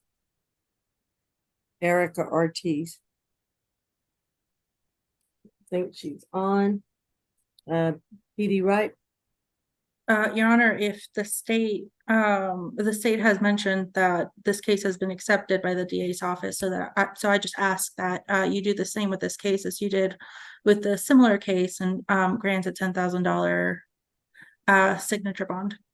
And I just that not take place. This is separately situated. He had a simultaneously open aggravated assault case in the last case that was holding him in on a no bond. If you grant the signature bond, this defendant will be out and potentially in a position to harm the victim, both victims in this case, as he is the same defendant and same victim on the 2017 case. So he's clearly, not amenable to adhering to court's orders. Oh, because this one doesn't have a hold or is not. I see. Where the other one did. How old is your client? Your Honor, my client is 34 years old. He does have a job. He does maintenance for private properties. He has a 5-month-old at home with his co-parent. They do live together. They're not married. The children with the complaining witness in this case, they are legitimized. So we would ask for third-party transfers so that he is able to see his legitimized children. We're asking for a reasonable bond on this case, Your Honor. We're asking for a $5,000 surety bond. Okay. So the children that are legitimized, though, this cruelty in the third, is that one of the same children? No, Your Honor. That is the eldest child of the complaining witness. He's got 2 younger children that's why they keep having contact, is because they share children and exchange them. Yeah, but I'm concerned about the facts and the allegations, even to be around them.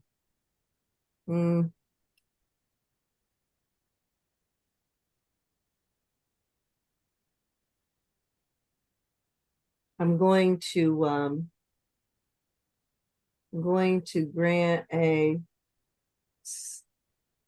$7,500 surety bond with the battery being $5,000 and the cruelty $2,500. With that surety bond, stay away from the incident location and no further contact with the victim, Erica Ortiz, or the juvenile SA. If the other children, that there's visitation, it should be facilitated by a third party so that you will not violate the bond conditions, staying away from Erica Ortiz. No drugs, alcohol, weapons, or guns while on bond. Thank you, Your Honor. So hand everything. Yep. Number 16.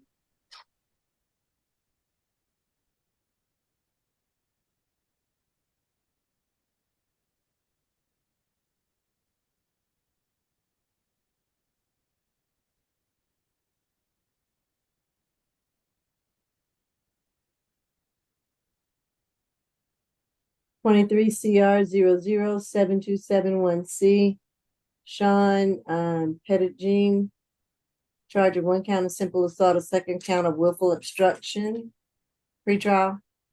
This defendant is a multi-state offender with arrests out of Georgia, Florida, and Illinois. Felony conviction in 2019 for forgery, 2020 financial transaction card theft, 2014 there's a simple assault out of Illinois. Their last arrest was 10/29/2023 out of Lawrenceville for an FTA. 2 FTAs, 2 probation violations. The recommendation from pretrial is a UJR level 3. Nothing further to report. All right. State.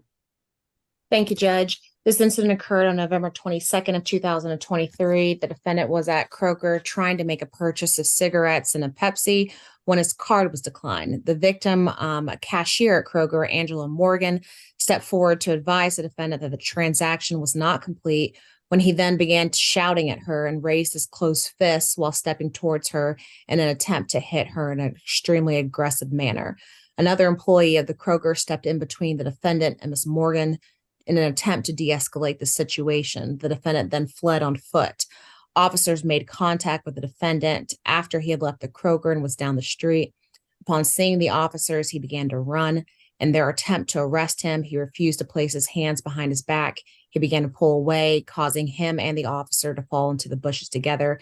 He was eventually arrested and apprehended. State's recommendation is a $2,500 SOR and to stay away from this Kroger and to have no further contact with Angela Morgan in this case. All right, PD Kim. Yes, we have no objection to signature on bond, $2,500 and stay away. Thank you. All right. I will order the $2,500 signature bond through the jail. So that will be on the simple assault 1,500 and then 1,000 on the willful obstruction for the 2,500. No further contact with the victim, cashier Angela Morgan, and a stay away. And I didn't write down the location of the Kroger.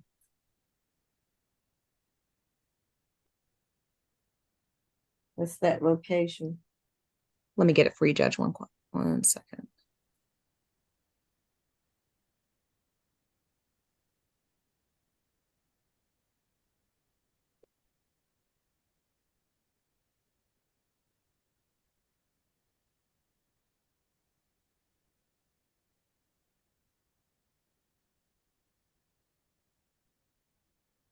The location is 3,000 Old Alabama Road in Johns Creek. Johns Creek. All right, stay away from that Kroger.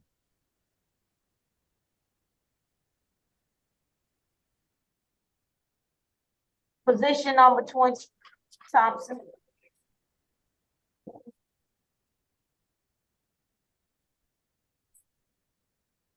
'23 CR 007289G, Kean Thompson, charge of 1 count of simple battery, family violence. Pretrial. This defendant does not have any criminal history to report at this time. All right, state.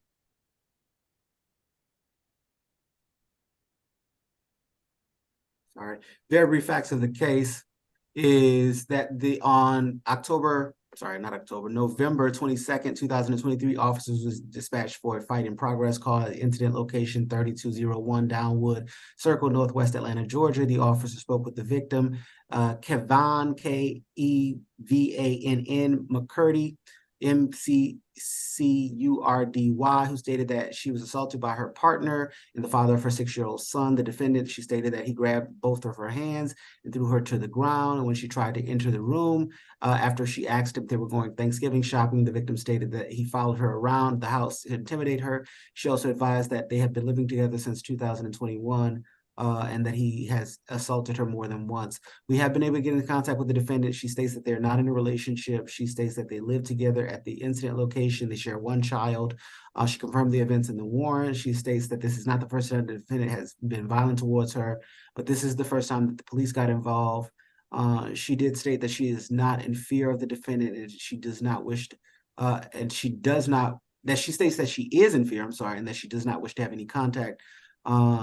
And if we could sound for her at the conclusion of the calendar, this is his first arrest.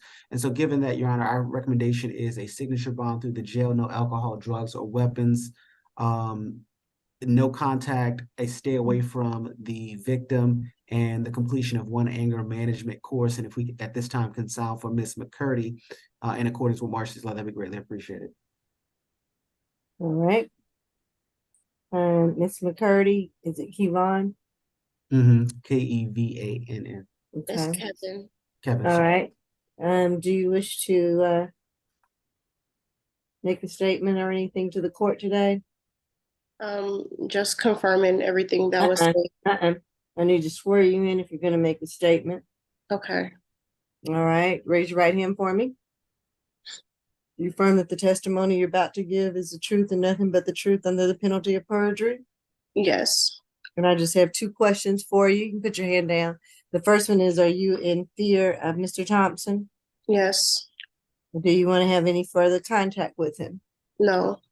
Okay. I'm not here to determine factually what happened in the case today, just to make sure that we're going to make sure that you will be safe going forward in the case. And so those are the two questions that I needed to ask you for today. And thank you for taking time to come on. Thank you. I'm inclined to give the signature bond with some conditions. Anything else that I need to know from the PD's office? No, Your Honor, we have no objection to stay away. I mean, signature bond through jail, stay away, and no further contact. All right. I'm going to order a $3,500 signature bond through the jail.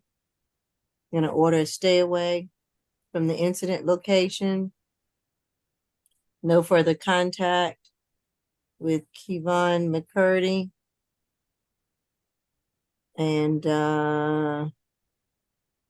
if there's to be any visitation, it should be facilitated by a third party so that he would not violate the stay away from the victim or the mother of the child. No drugs, alcohol, weapons, or guns while on bond. Anything else? Can he have a one-time law enforcement officer escorted visit so he can retrieve his personal belongings? All right. I will order that, a one-time law enforcement escort back to the property to retrieve any personal items. Anything else? Nothing further from defense. Nothing further. Okay. Add on number 2, Gray.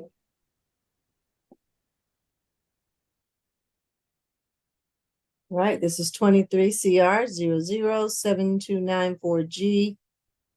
Cruz Gray, charging 1 count of criminal trespass. Pretrial. This defendant is a multi-state offender with arrests out of Georgia and Mississippi. Felony conviction in 2023 for assailing, opposing, or resisting officer in a penal institution. 2018, obstruction of law enforcement by use of threats of violence. 2016, terroristic threats and acts, aggravated assault. 2017, theft by receiving stolen property. The last arrest was November 14th, 2023, out of Fulton County for battery and obstruction of law enforcement. That case is still open. The case number is 23 CR 007092G. There's 2 probation violations and 2 FTAs. Nothing further to report. All right. State. Your Honor, this is an incident that occurred on November 21st of 2023.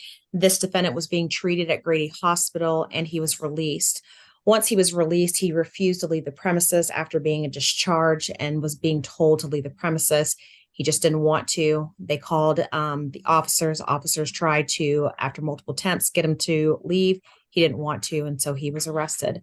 There is a pending case. He's got a serious history. It's really difficult in these kind of cases where it's criminal trespass and he is being treated at Grady, but he's just not following the rules. We would be asking for a $3,000 SOR bond, a stay away from Grady, unless he does need some type of immediate medical attention. All right. Any objection from PD? No, Your Honor. I did want to mention that it is a really difficult case. He was there to get treated. He was asking for detox treatment for drugs. I spoke to him. He does have a plan. He's going to Hope House next. So he will be staying away from Grady. And no other objections, Your Honor. No objections at all. Okay. All right. This will be a $3,000 signature bond through the jail. And I will order that stay away from Grady Hospital unless he's receiving treatment. But if he has to go back there from treatment, do not have any incidents with the staff. I was going to say you can't go back for it, but you do have a right to some medical treatment, I guess. So I will not order stay away from there But if you have to go back, I need you to be respectful of the employees there. No drugs, alcohol, or weapons or guns while on bond. Number 21, Wallace.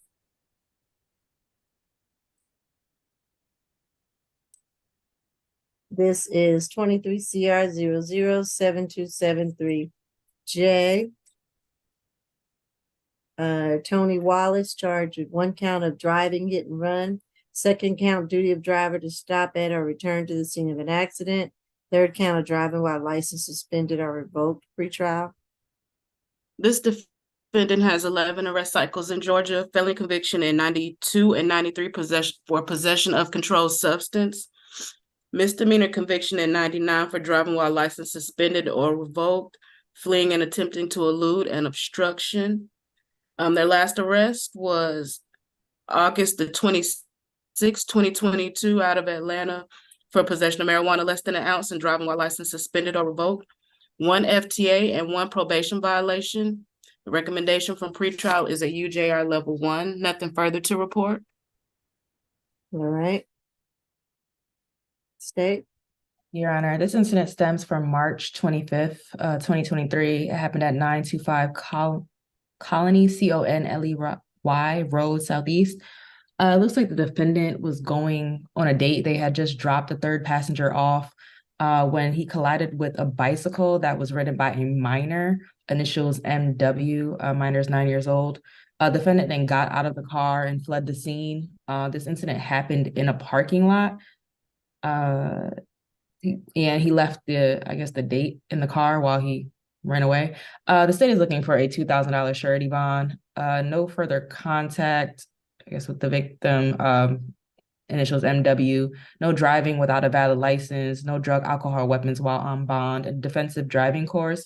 And we could sound for the victim's mother. I believe it's Natasha Lynn when appropriate.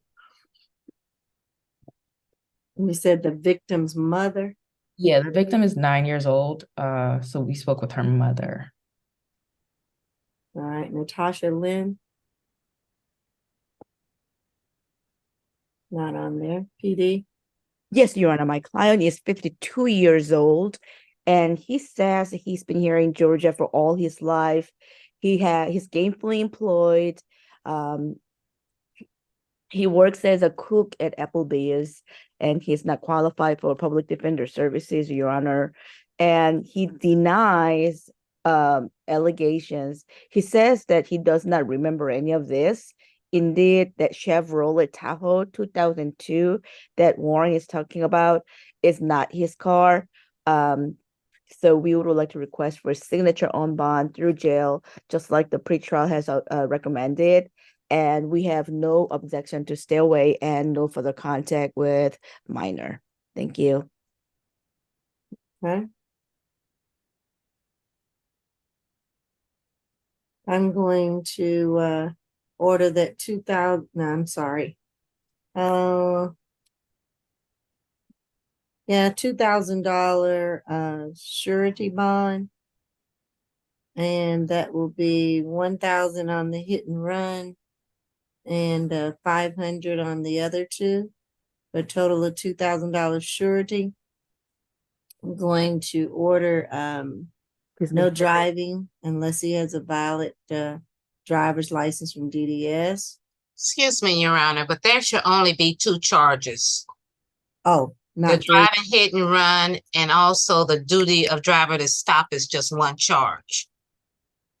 Oh, and I had driving while license suspended, no? Right, but you had 3, did you not? Did you not say 3? I did. Okay. Oh, the driving hit and run duty of drive, that one is Right, all one. that's 1 Oh, charge. separated on here. Okay. Uh-huh. Gotcha. Okay. All right. So 1,500 on that one and 500 on the second for a total of 2,000. All So right. the driving hit and run is 15? 1,500. Okay, and then 500 on the driving while license suspended. Right. So that Okay, makes no problem. Yeah. Okay. Got it. And then no driving unless he has a valid driver's license from DDS. And I don't know, is it no further contact with this victim and the child? Yes, we had asked for no further contact with the victim. Okay. And I guess to stay away from the 925 Colony Road. Oh, and stay away from the incident location. Okay. Position number 25, Wilson.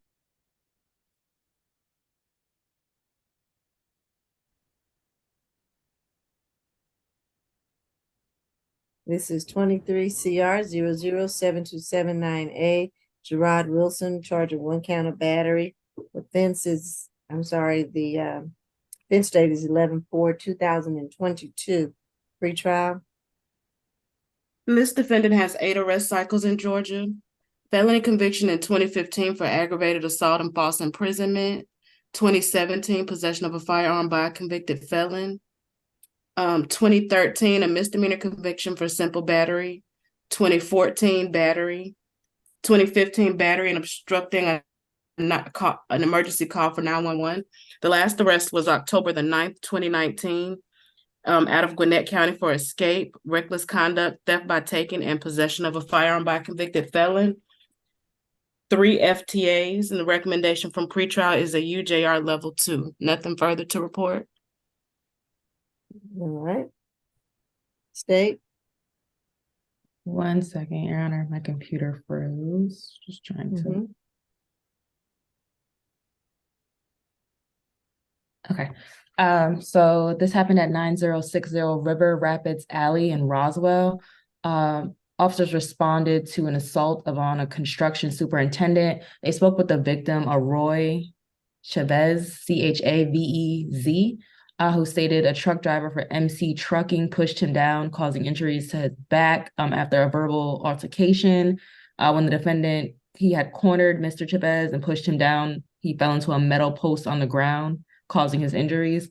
The state is looking for a signature bond through pretrial, no further contact with the victim, Roy Chavez.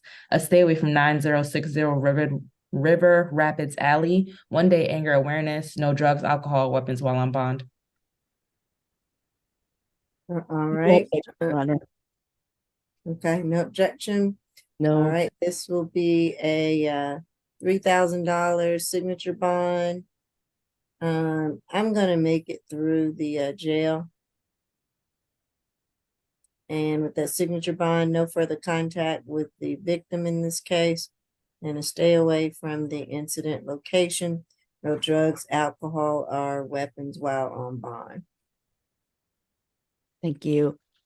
Okay. All right, position 18, 1-8. 18, okay.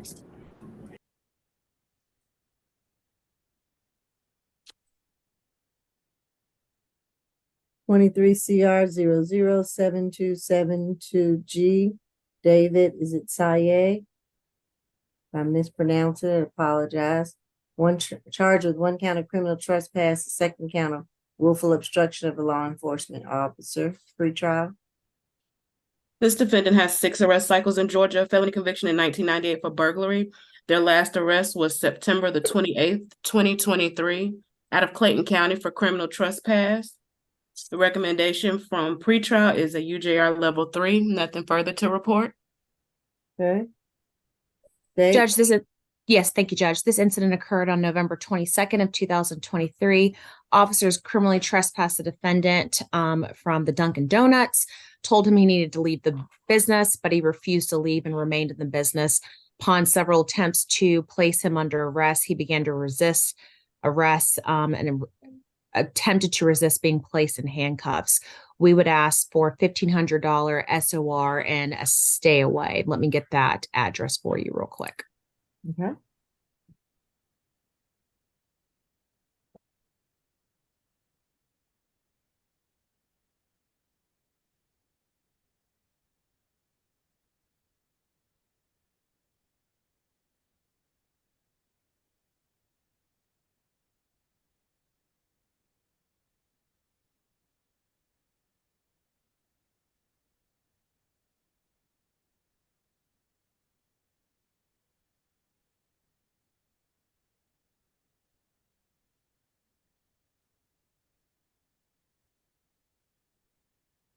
And Judge, that would be 3630 Old Milton Parkway.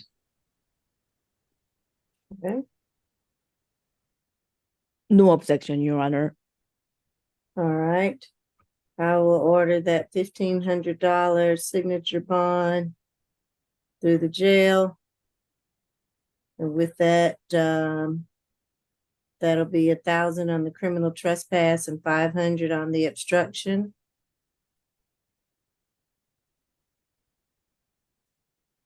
Stay away from the incident location. And I did not hear, was there a victim, no further contact or not? There was no victim, Your Honor. All right. No drugs, alcohol, weapons, or guns while on bond. Number 7. What number was that? 7 on the add-on. 7. Number 7. Right, Rodney Williams. No, number 7, not add on. Number 7. Oh, I'm sorry. I thought we'd already.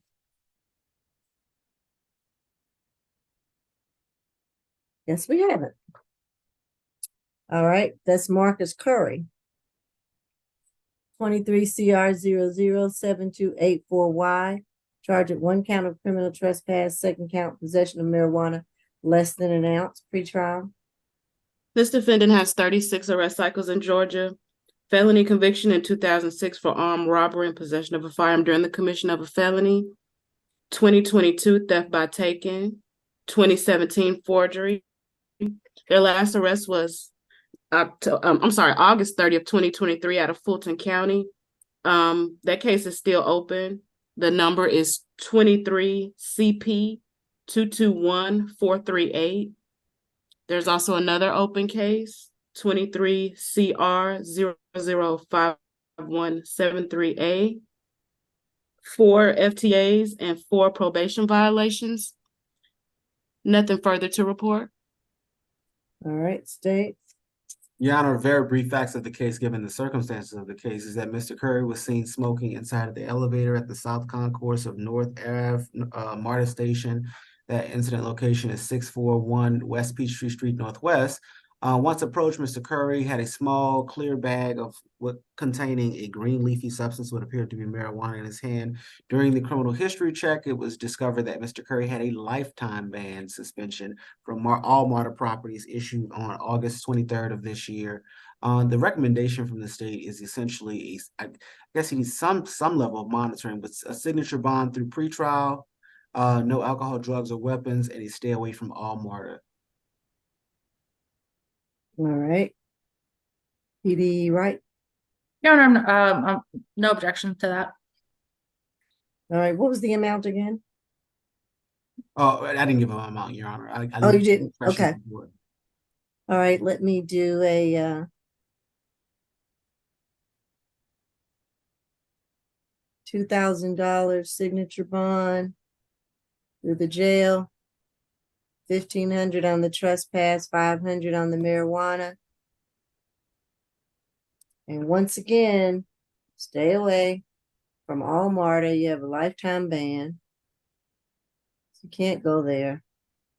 Get your rides through all the other ride sharing companies that are out there. And no drugs, alcohol, weapons while on bond. Anything else?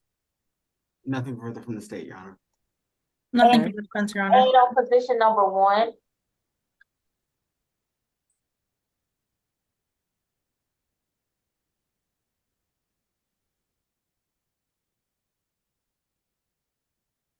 There's Chase Barker.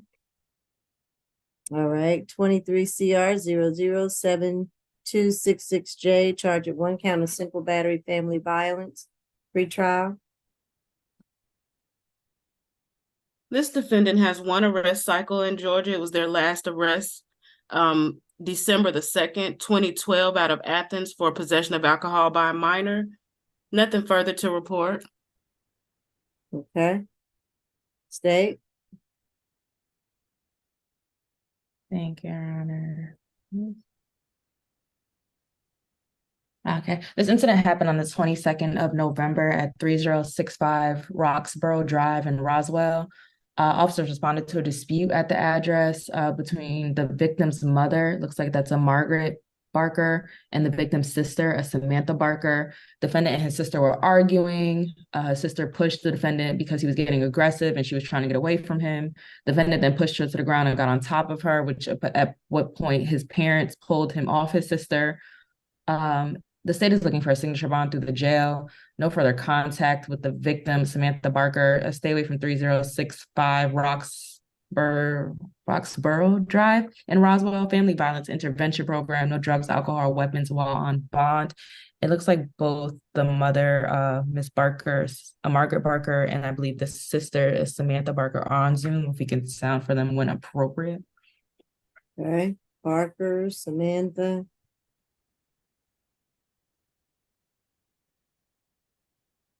Yes. All right, and who's the other victim? Turn it off. Yes.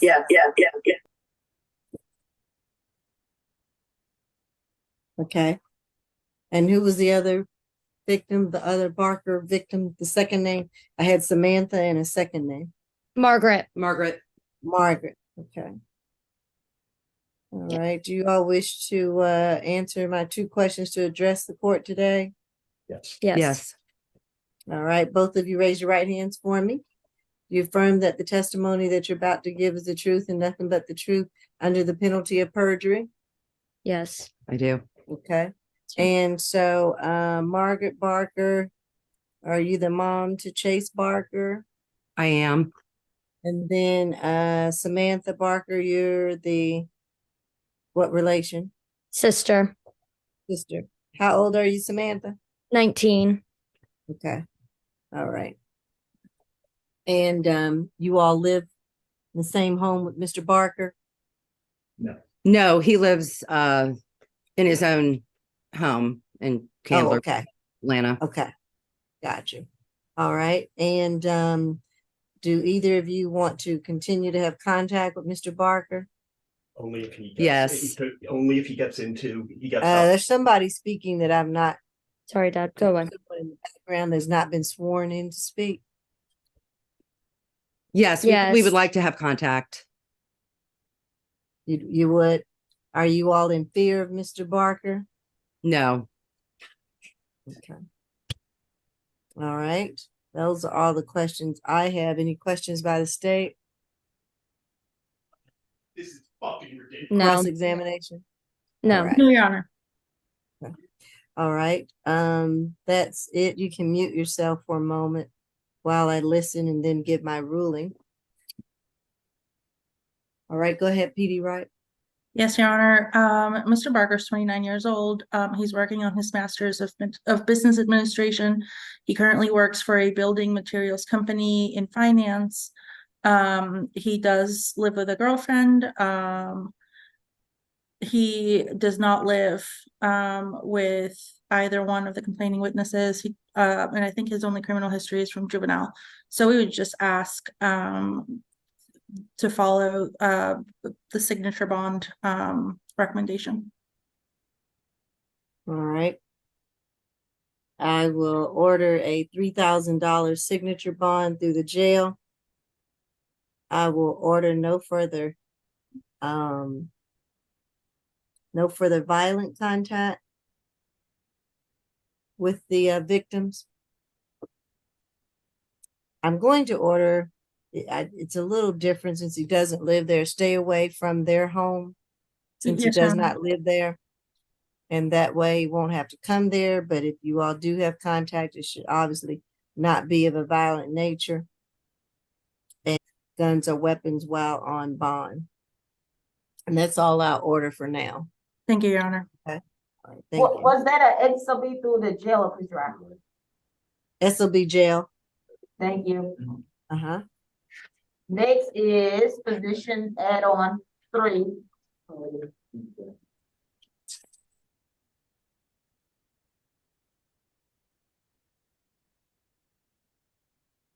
It says 23 CR 007295D, Vincent Harriston, charged with 1 count of battery family violence, pretrial. This defendant has 13 arrest cycles in Georgia, misdemeanor conviction in 2021 for criminal trespass, 2014 driving while license suspended or revoked, 2008 possession of marijuana less than an ounce, 2003 criminal trespass. The last arrest was October the 10th, 2019 out of Cobb for criminal damage, driving without a license, fleeing and attempting to elude. 3 probation violations. The recommendation from pretrial is a UJR level 2. Nothing further to report. All right, state. Excuse me, state. Thank you, Judge. This incident occurred on November 22nd of 2023. Officers responded to a fight in progress, spoke with the victim who stated that the defendant choked her. The officer was able to observe visible red marks to the victim's neck. She did refuse medical attention to evaluate her marks. We would be asking for a $2,500 SOR, no further violent contact, to complete a family violence intervention program and to stay away from the incident location. We did make an attempt to make contact with our victim in this case, and I do want to sound for her again to see if she is here. Hold on 1 second.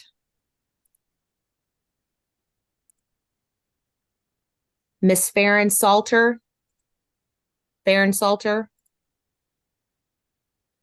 Yes, I'm here. I would like to speak, please, because those statements. Thank you. All right. Ms. Farron Salter, raise your right hand for me. Do you affirm? I'm sorry? Can you raise your right hand for me so I can swear you in first? I can't hear you. All right, looks like you've frozen. Can you raise your right hand for me so that I can swear you in? Okay, yes, ma'am. Do you affirm that the testimony you're about to give is the truth and nothing but the truth under the penalty of perjury? Yes, ma'am. All right, I have 2 questions for you. Do you want to have any further contact with Mr. Harriston? Yes, ma'am. And are you in fear of Mr. Harriston? No, ma'am. Okay. All right, those are my only 2 questions at this bond hearing for now. So you can mute yourself while I listen to some more evidence before I give my ruling, okay? Okay. All right, go ahead. PD Wright. Yes, Your Honor. Mr. Harrison is 33 years old. He does have a job. He works for a roofing company. He did get his high school diploma. He lives with his girlfriend. There are 3 children in the home. The youngest is 3, and it's his biological child with the complaining witness. We are asking for a signature bond and no further violent contact. They clearly want to continue to have contact together, Your Honor.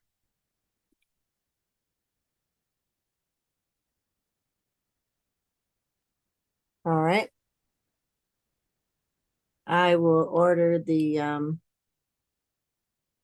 gonna make it a $3,500 signature bond through the jail. I'm going to order no further violent contact with the victim. I'm going to order I don't know if there's been the ample cooling down. I'm just looking at the date. Correct. Some allegations concern me a little bit. Since they have the 3 children, no further violent contact, but I think that hope is not too contradictory to order the stay away, and then maybe modify later to make sure, since he is working, that we have the ample cooling down. We would be in agreement with that, Judge, because she is currently pregnant at this time. So we want to make sure that we are just keeping her as safe as possible. I do understand that she does want contact. I understand that, but I want to make sure that we are not back here again before you. I agree. So I ordered the no further violent contact, but I want to order the stay away. So Mr. Harriston, you have to find somewhere else to live in the interim until you contact your attorney and see about requesting a modification later, once there's been the cooling down period. Your Honor, and I did speak to Mr. Harriston about the likelihood that the court would not allow him to return to the property, and he understands. Oh, good. Okay. Well, that is good. So no drugs, alcohol, weapons, or guns while on bond. And if there is visitation, well, I don't need to do that. I scratched that, what I was getting ready to say. All right. That should be it for this case. Thank you, Your Honor. Mm-hmm. All right, position 23.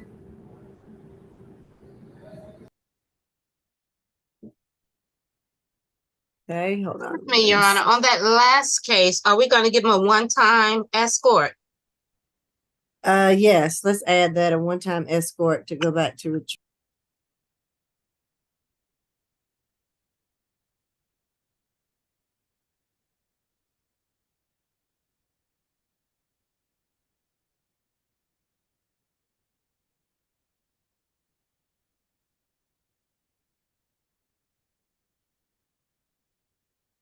All right.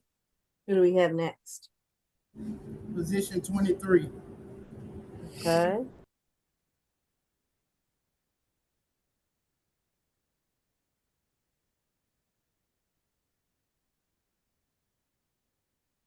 This is 23 CR 007275 E. Quatwan Webb, charging 1 count of criminal trespass. Pretrial. This defendant has 38 arrest cycles in Georgia, felony conviction in 2011 for purchase, possession, manufacture, sale, distribution of marijuana. In 2000, 2010, 2011, 2014, there's misdemeanor convictions for criminal trespass.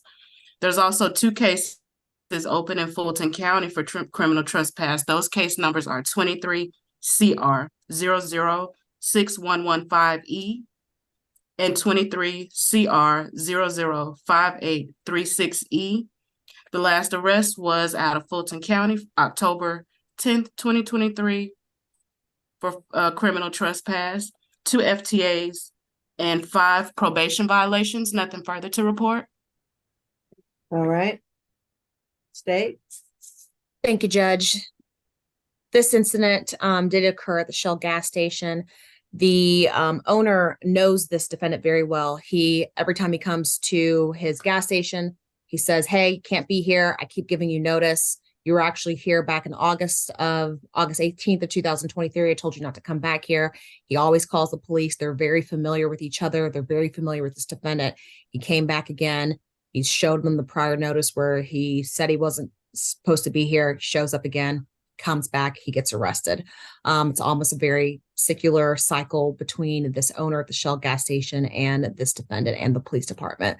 There are several incident numbers. There's an open pending case. Like pretrial said, we'd be asking for a $3,000 SOR. Stay away from this particular Shell gas station. Don't come within 1,000 feet of this gas station. I'll give you the address. Give me 1 second. Okay.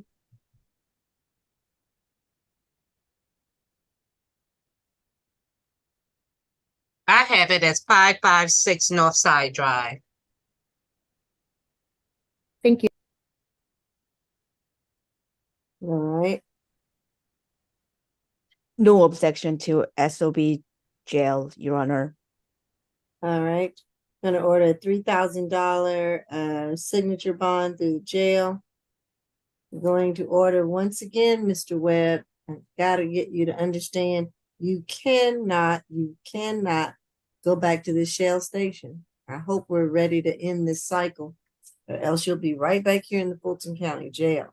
So please stay away from 556 Northside Drive, so we don't have any more cases. No drugs, alcohol, weapons, or guns while on bond. Can you do that for me?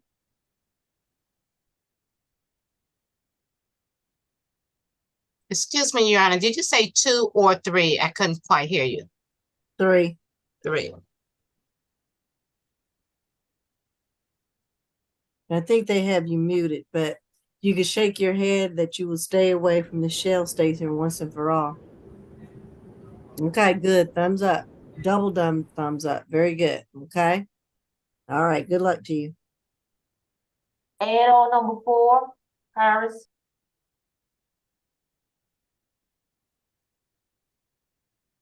This is 23 CR 007285A.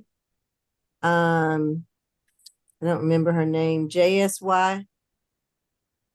Can you mute yourself, or you can totally sign off since we're done with that case? I don't remember her first name.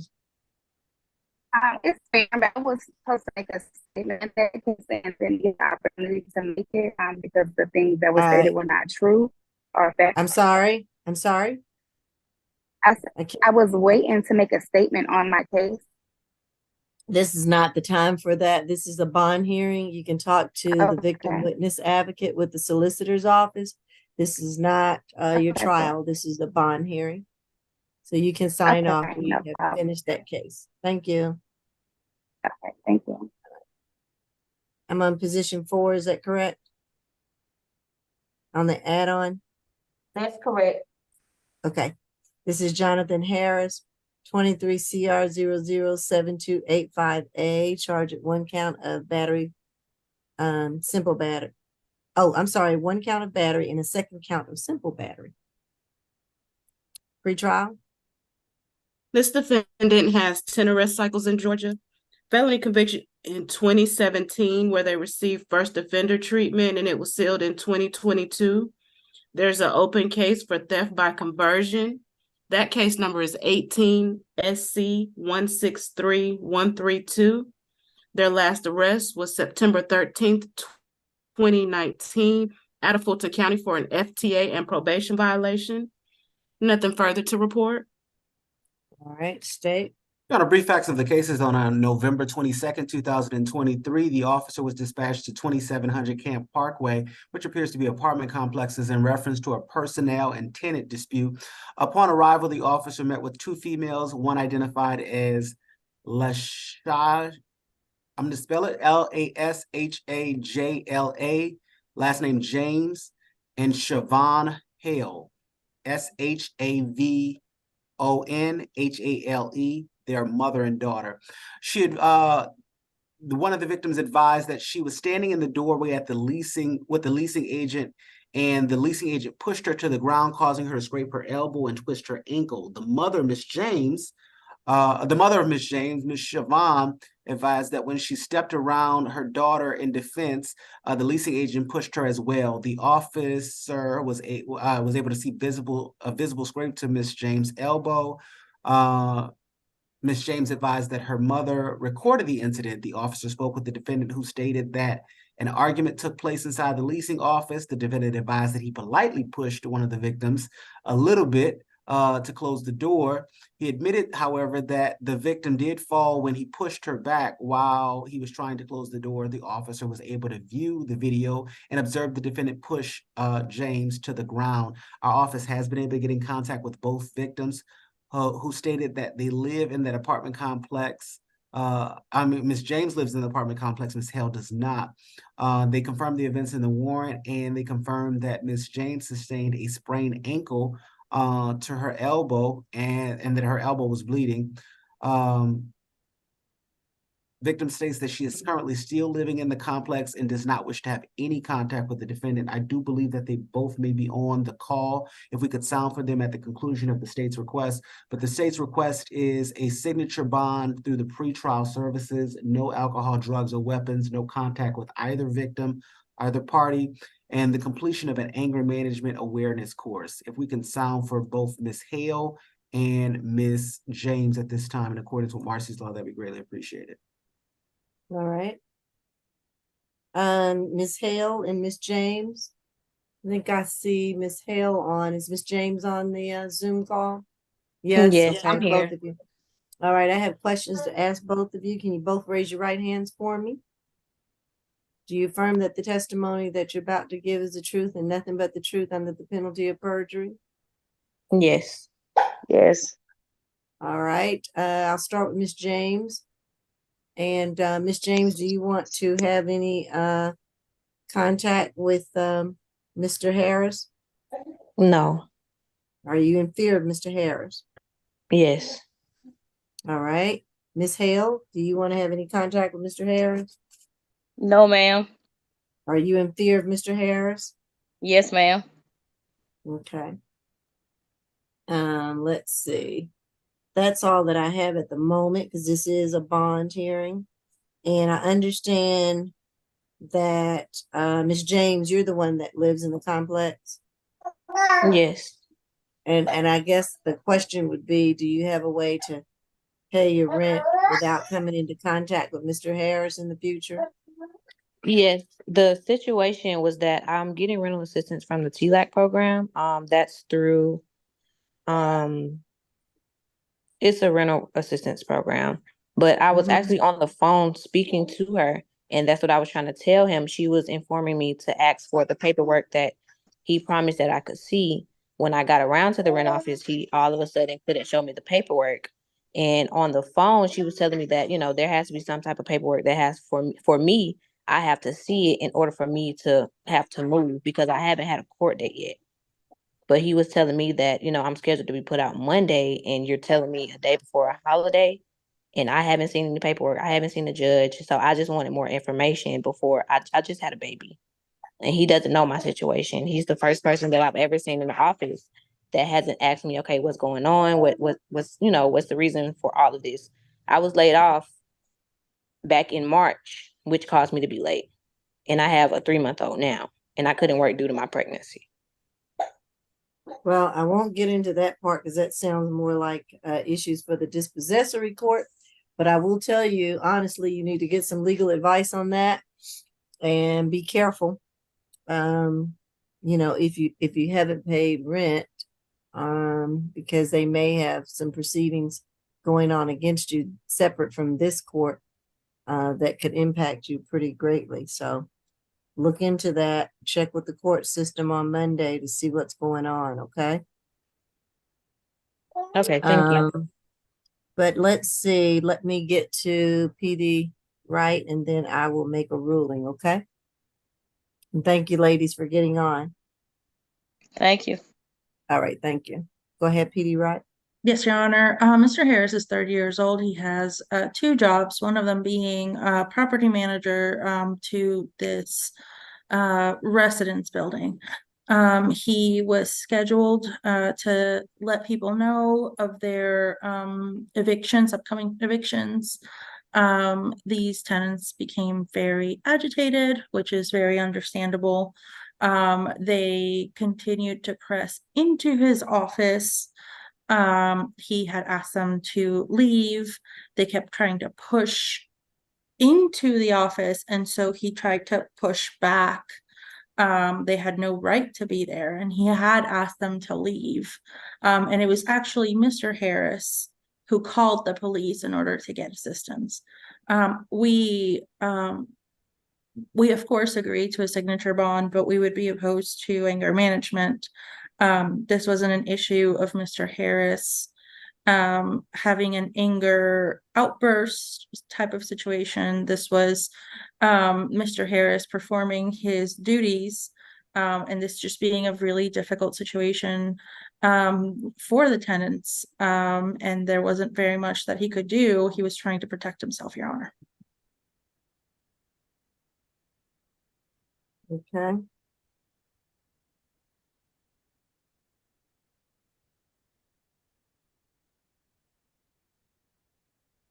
What was the present open case for? The 18 SC? I believe it was theft by conversion, if I'm not mistaken. One moment. Okay. That is correct. For theft 18 SC 163 132, Fulton County, obviously. Okay. And in his history, there was no violent charges, no violence in the past? I mean, well, there is a 2019 battery. He was found not guilty on that. There is a false imprisonment that was a null pros, and there is that armed robbery. But I think he gets the benefit of the doubt as it is a first offender sealed. Mm-hmm. I mean, it was reduced to robbery. Let me correct that. It was armed robbery reduced to robbery.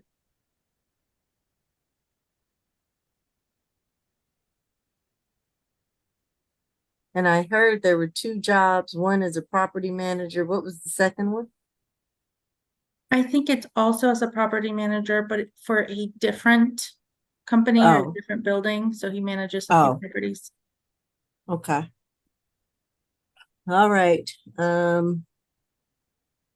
Mr. Harris, I assume you're gonna come back to court, so I will give you a chance here. I'm going to order a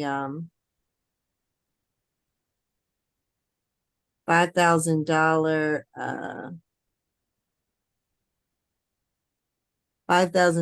SOB pretrial, level 1. And I'm going to order you to take the anger awareness course. And so on, that'll be $2,500 for each charge. And stay away from, I'm sorry, not a stay away, but no further contact with both victims in the case. And I understand that Ms. James resides there and may have some documentation information that she needs to give to you or give to the rental office. Is there someone else there that she can interact with besides yourself? Are you the only one there as a property manager? It's 2 of us there, but she can email further contact with the office and pending the outcome of this case. Okay. All right. So that's what I want to make sure, Ms. James, that you can get them their information or whatever you need to correspond with them, but email it. Because I don't want you all to have any further contact to make sure that the victim, Ms. James, is going to be safe. Of course, I'm not going to order a stay away at all because she doesn't live there. And I guess she doesn't have to go there unless anybody else tells me they want anything done differently. No drugs, alcohol, weapons, or guns while on bond. All right. Anything else, counsel, that I've left out? None for me, Your Honor. Nothing further from the state, Your Honor. Thank you. Okay. Add on number 5, Hinton.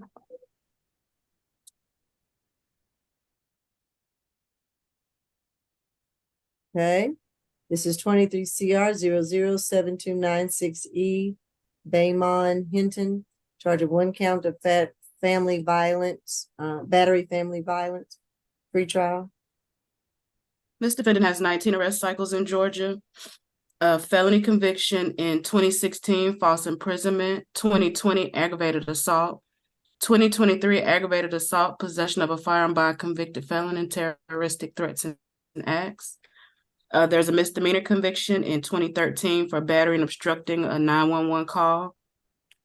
2023 cruelty to children. There appears to be a federal hold. It says weapons offense. The date of that warrant is 6/14/2023. Last arrest was September 15th, 2022 out of Fulton for aggravated assault, possession of marijuana less than an ounce. They appear to be on probation. Those case numbers are 23 SC 187834 and 19 SC 172230. Nothing further to report. All right, state. Your Honor, this incident occurred on October 7th of 2023. The victim, Kamisha Prayer, told police that her boyfriend of 5 years assaulted him. She had actually just picked him up from the Fulton County Jail after he spent a 1-year sentence.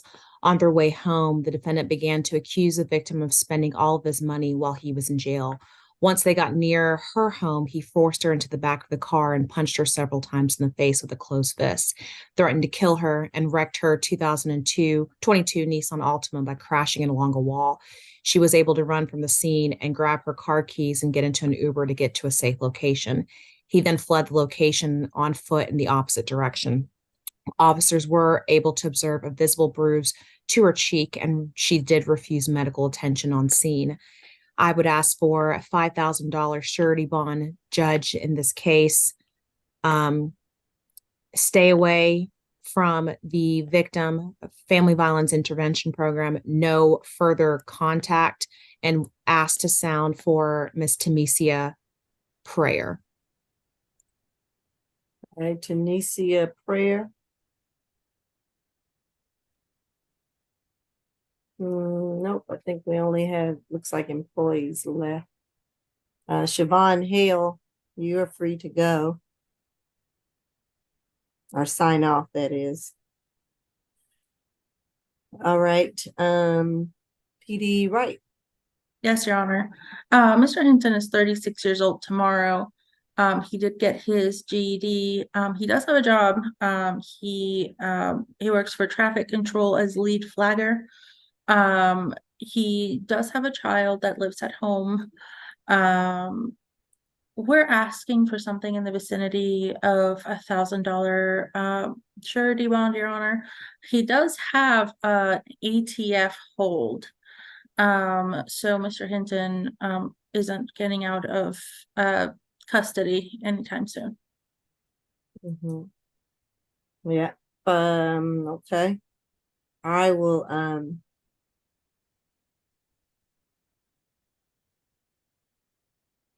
I will order a $2,000 surety bond. I'm going to order no further contact with the victim, Tamesia Prayer. I think that's what you said. And I think we said stay away, but I don't know. This was, or just stay away from her residence, possibly. Because I think Stay away from her residence and stay away from her. Okay, got you. Stay away from the victim's residence and no further contact with her. And you have to be, I believe our order says, what is it, Miss Bridgewater, is it 200 yards? Yes, ma'am. Yeah, I believe it says The 200. length of 2 football fields. There you go, 2 football So when you watch fields. the Falcons this weekend, just picture that field, 2 of those. All right, you can't come any closer than that, Mr. Hinton. You're not to contact her by phone, by email, by any other third parties or any methods of contact while you're on bond or if you make bond once you get out. So be very careful. Also, no drugs, no alcohol, no weapons or guns while on bond. And I think that'll be it. Add on number 7, Williams. Okay.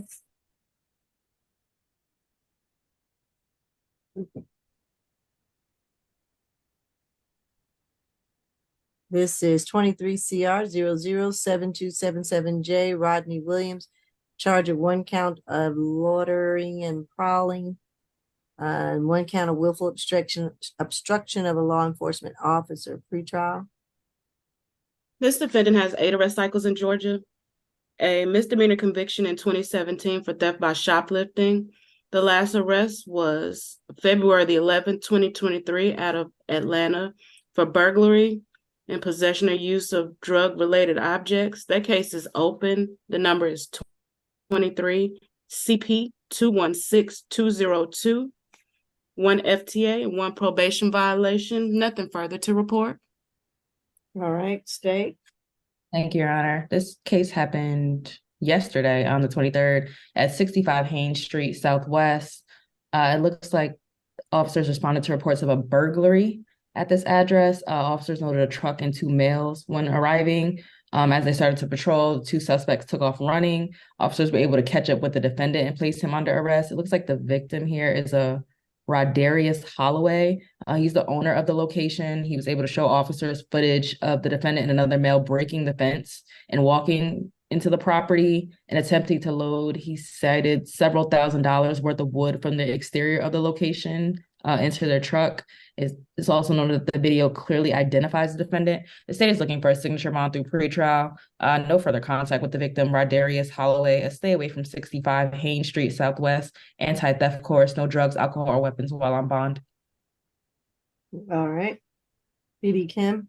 Yes, Your Honor, my client is actually residentially challenged. He's having a very hard time.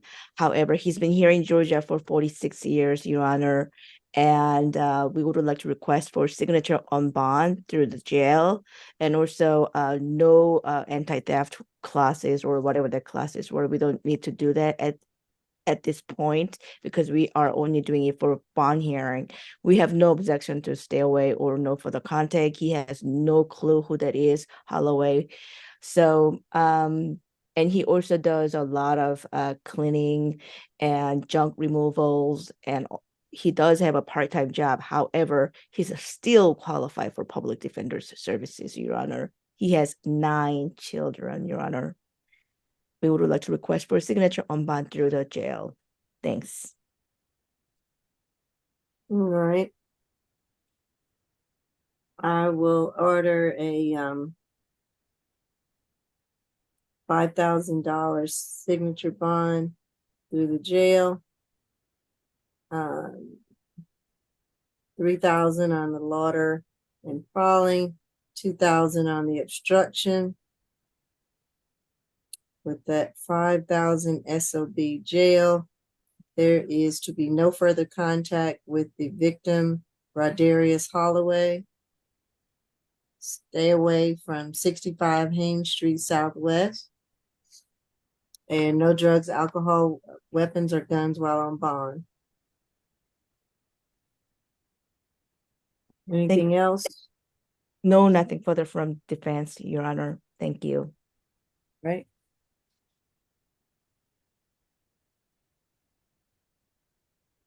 And was that the last one? I saw add-on 6 is a medical reset. And I think that's it, Your Honor. is that it? I think so. That will complete the calendar. Thank you. All right. Thank you. Have a good rest of your weekend, maybe. Okay. Are we ready? Yes, ma'am. All right, let's do this. Once again, the reset date for the SAP calendar is going to be December the 7th, starting with the main calendar, position number 1, being reset further notice with the $1,000 SOB through the jail. Position 2, reset further notice with a total $3,000 SOB through the jail. Position 3, reset further notice with a total $3,500 SOB through the jail. 4, reset further notice with a $3,000 SOB through the jail. 5, reset further notice with a $10,000 SOB through the jail.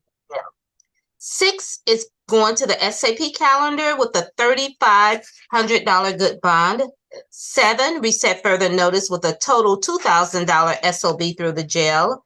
8, reset further notice with a $3,000 SOB through the jail. 9 is reset further notice with a $3,000 SOB through the jail. 10 is going to the SAP calendar with a $2,000 good bond.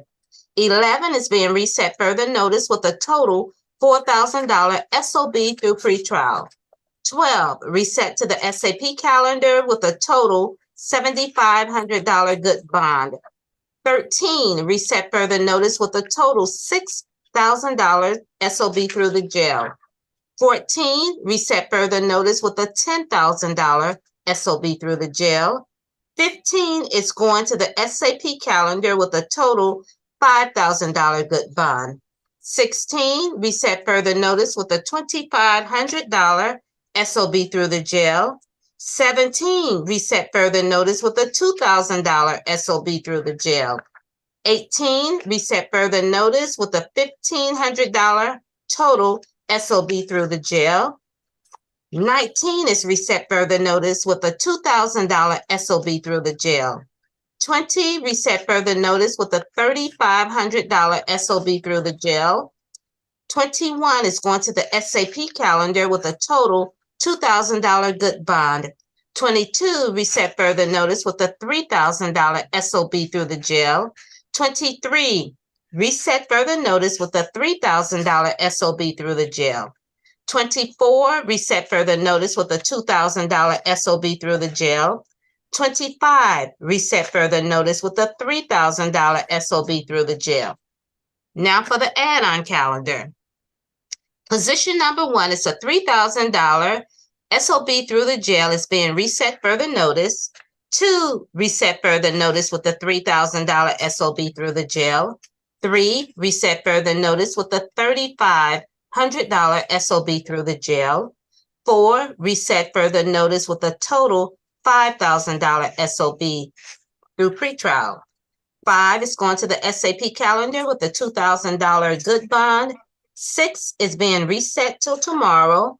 And 7, reset further notice with a total $5,000 SOB through the jail. Are there any questions, comments, or otherwise? No? Thank you. Yes, thanks to all of you. Hope you had a good All right. Thanksgiving, and we'll do this at another time. There you go. Okay, All take right, care, take care, everybody. everybody. Mhm. Bye-bye. Bye-bye.